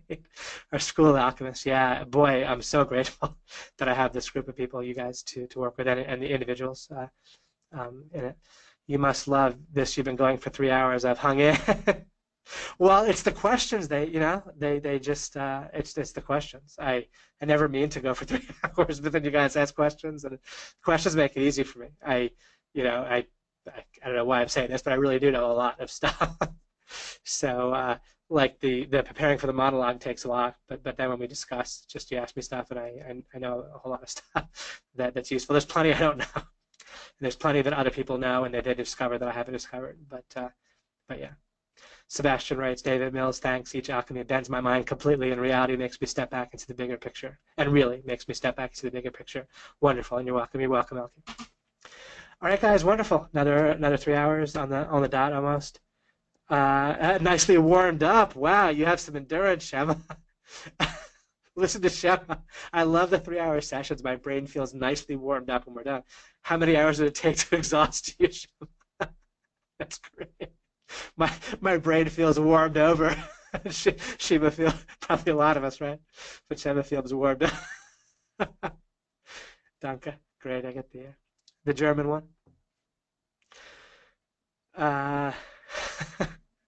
Excellent. Wonderful, guys. Take care. Have a wonderful Saturday and weekend, and I will see you for everyone that can make it, and everyone that can sacrifice as best they can to make it, if they need to, even if there's something coming up, if it can possibly be sacrificed. Then I like the ask positively. Great. Yeah, absolutely. Ask positive questions. It's not about making, and this is also not even me saying this. This is other people teach this, and they're correct. Just the asking positive questions, and even you can actually measure this. Even normal experimental psychologists, they come up with some great stuff sometimes, and they do some great experiments, and I'm grateful for it. And they've just demonstrated, even in their own way, that people that ask positive questions, they get better results, and they're happier than people that just make positive affirmations or positive statements. I've given you a lot to clarify that in a deeper way and in a more fleshed out way, but even just on a simple level, I want to make sure you know that. I say acknowledge reality, which is not negative. It can look negative to people. That can be misinterpreted. And I won't explain more about how to not misinterpret it right now. It would take too long. But acknowledge reality is fine, and ask positive questions about how to have things better, understand more, and so forth. Just basically be careful when you're acknowledging reality. Be careful of a goal that someone else is wrong, or to blame someone else, or just all sorts of goals can get in the way. Because when you're acknowledging reality, there's so many inputs to pull from that a goal will skew the process, and you'll notice some and not others. But that's on my slides to cover quite soon. You're welcome, Rick, who says great webinar. Always look forward to these twice a week. Excellent. Yeah, it's great. The twice is working well. I'm glad we're doing the two. I wouldn't want to feel rushed. Maybe the worst thing is to be rushed. But I think this will be a good amount of time together. And who knows what will happen after September? You never know. The obligation pressure will be off of me. Maybe I'll show up for a bunch of Q&As or do whatever. Right? Probably won't disappear forever. Especially with the dedication you guys have. My goodness, it's wonderful. Or maybe we'll just be exhausted. Maybe we'll get everything done with, and I won't have one more idea to share, one more question to answer. It's all good either way. Have a wonderful weekend, guys. See you Monday at 8 p.m. Eastern. You're welcome, Christian.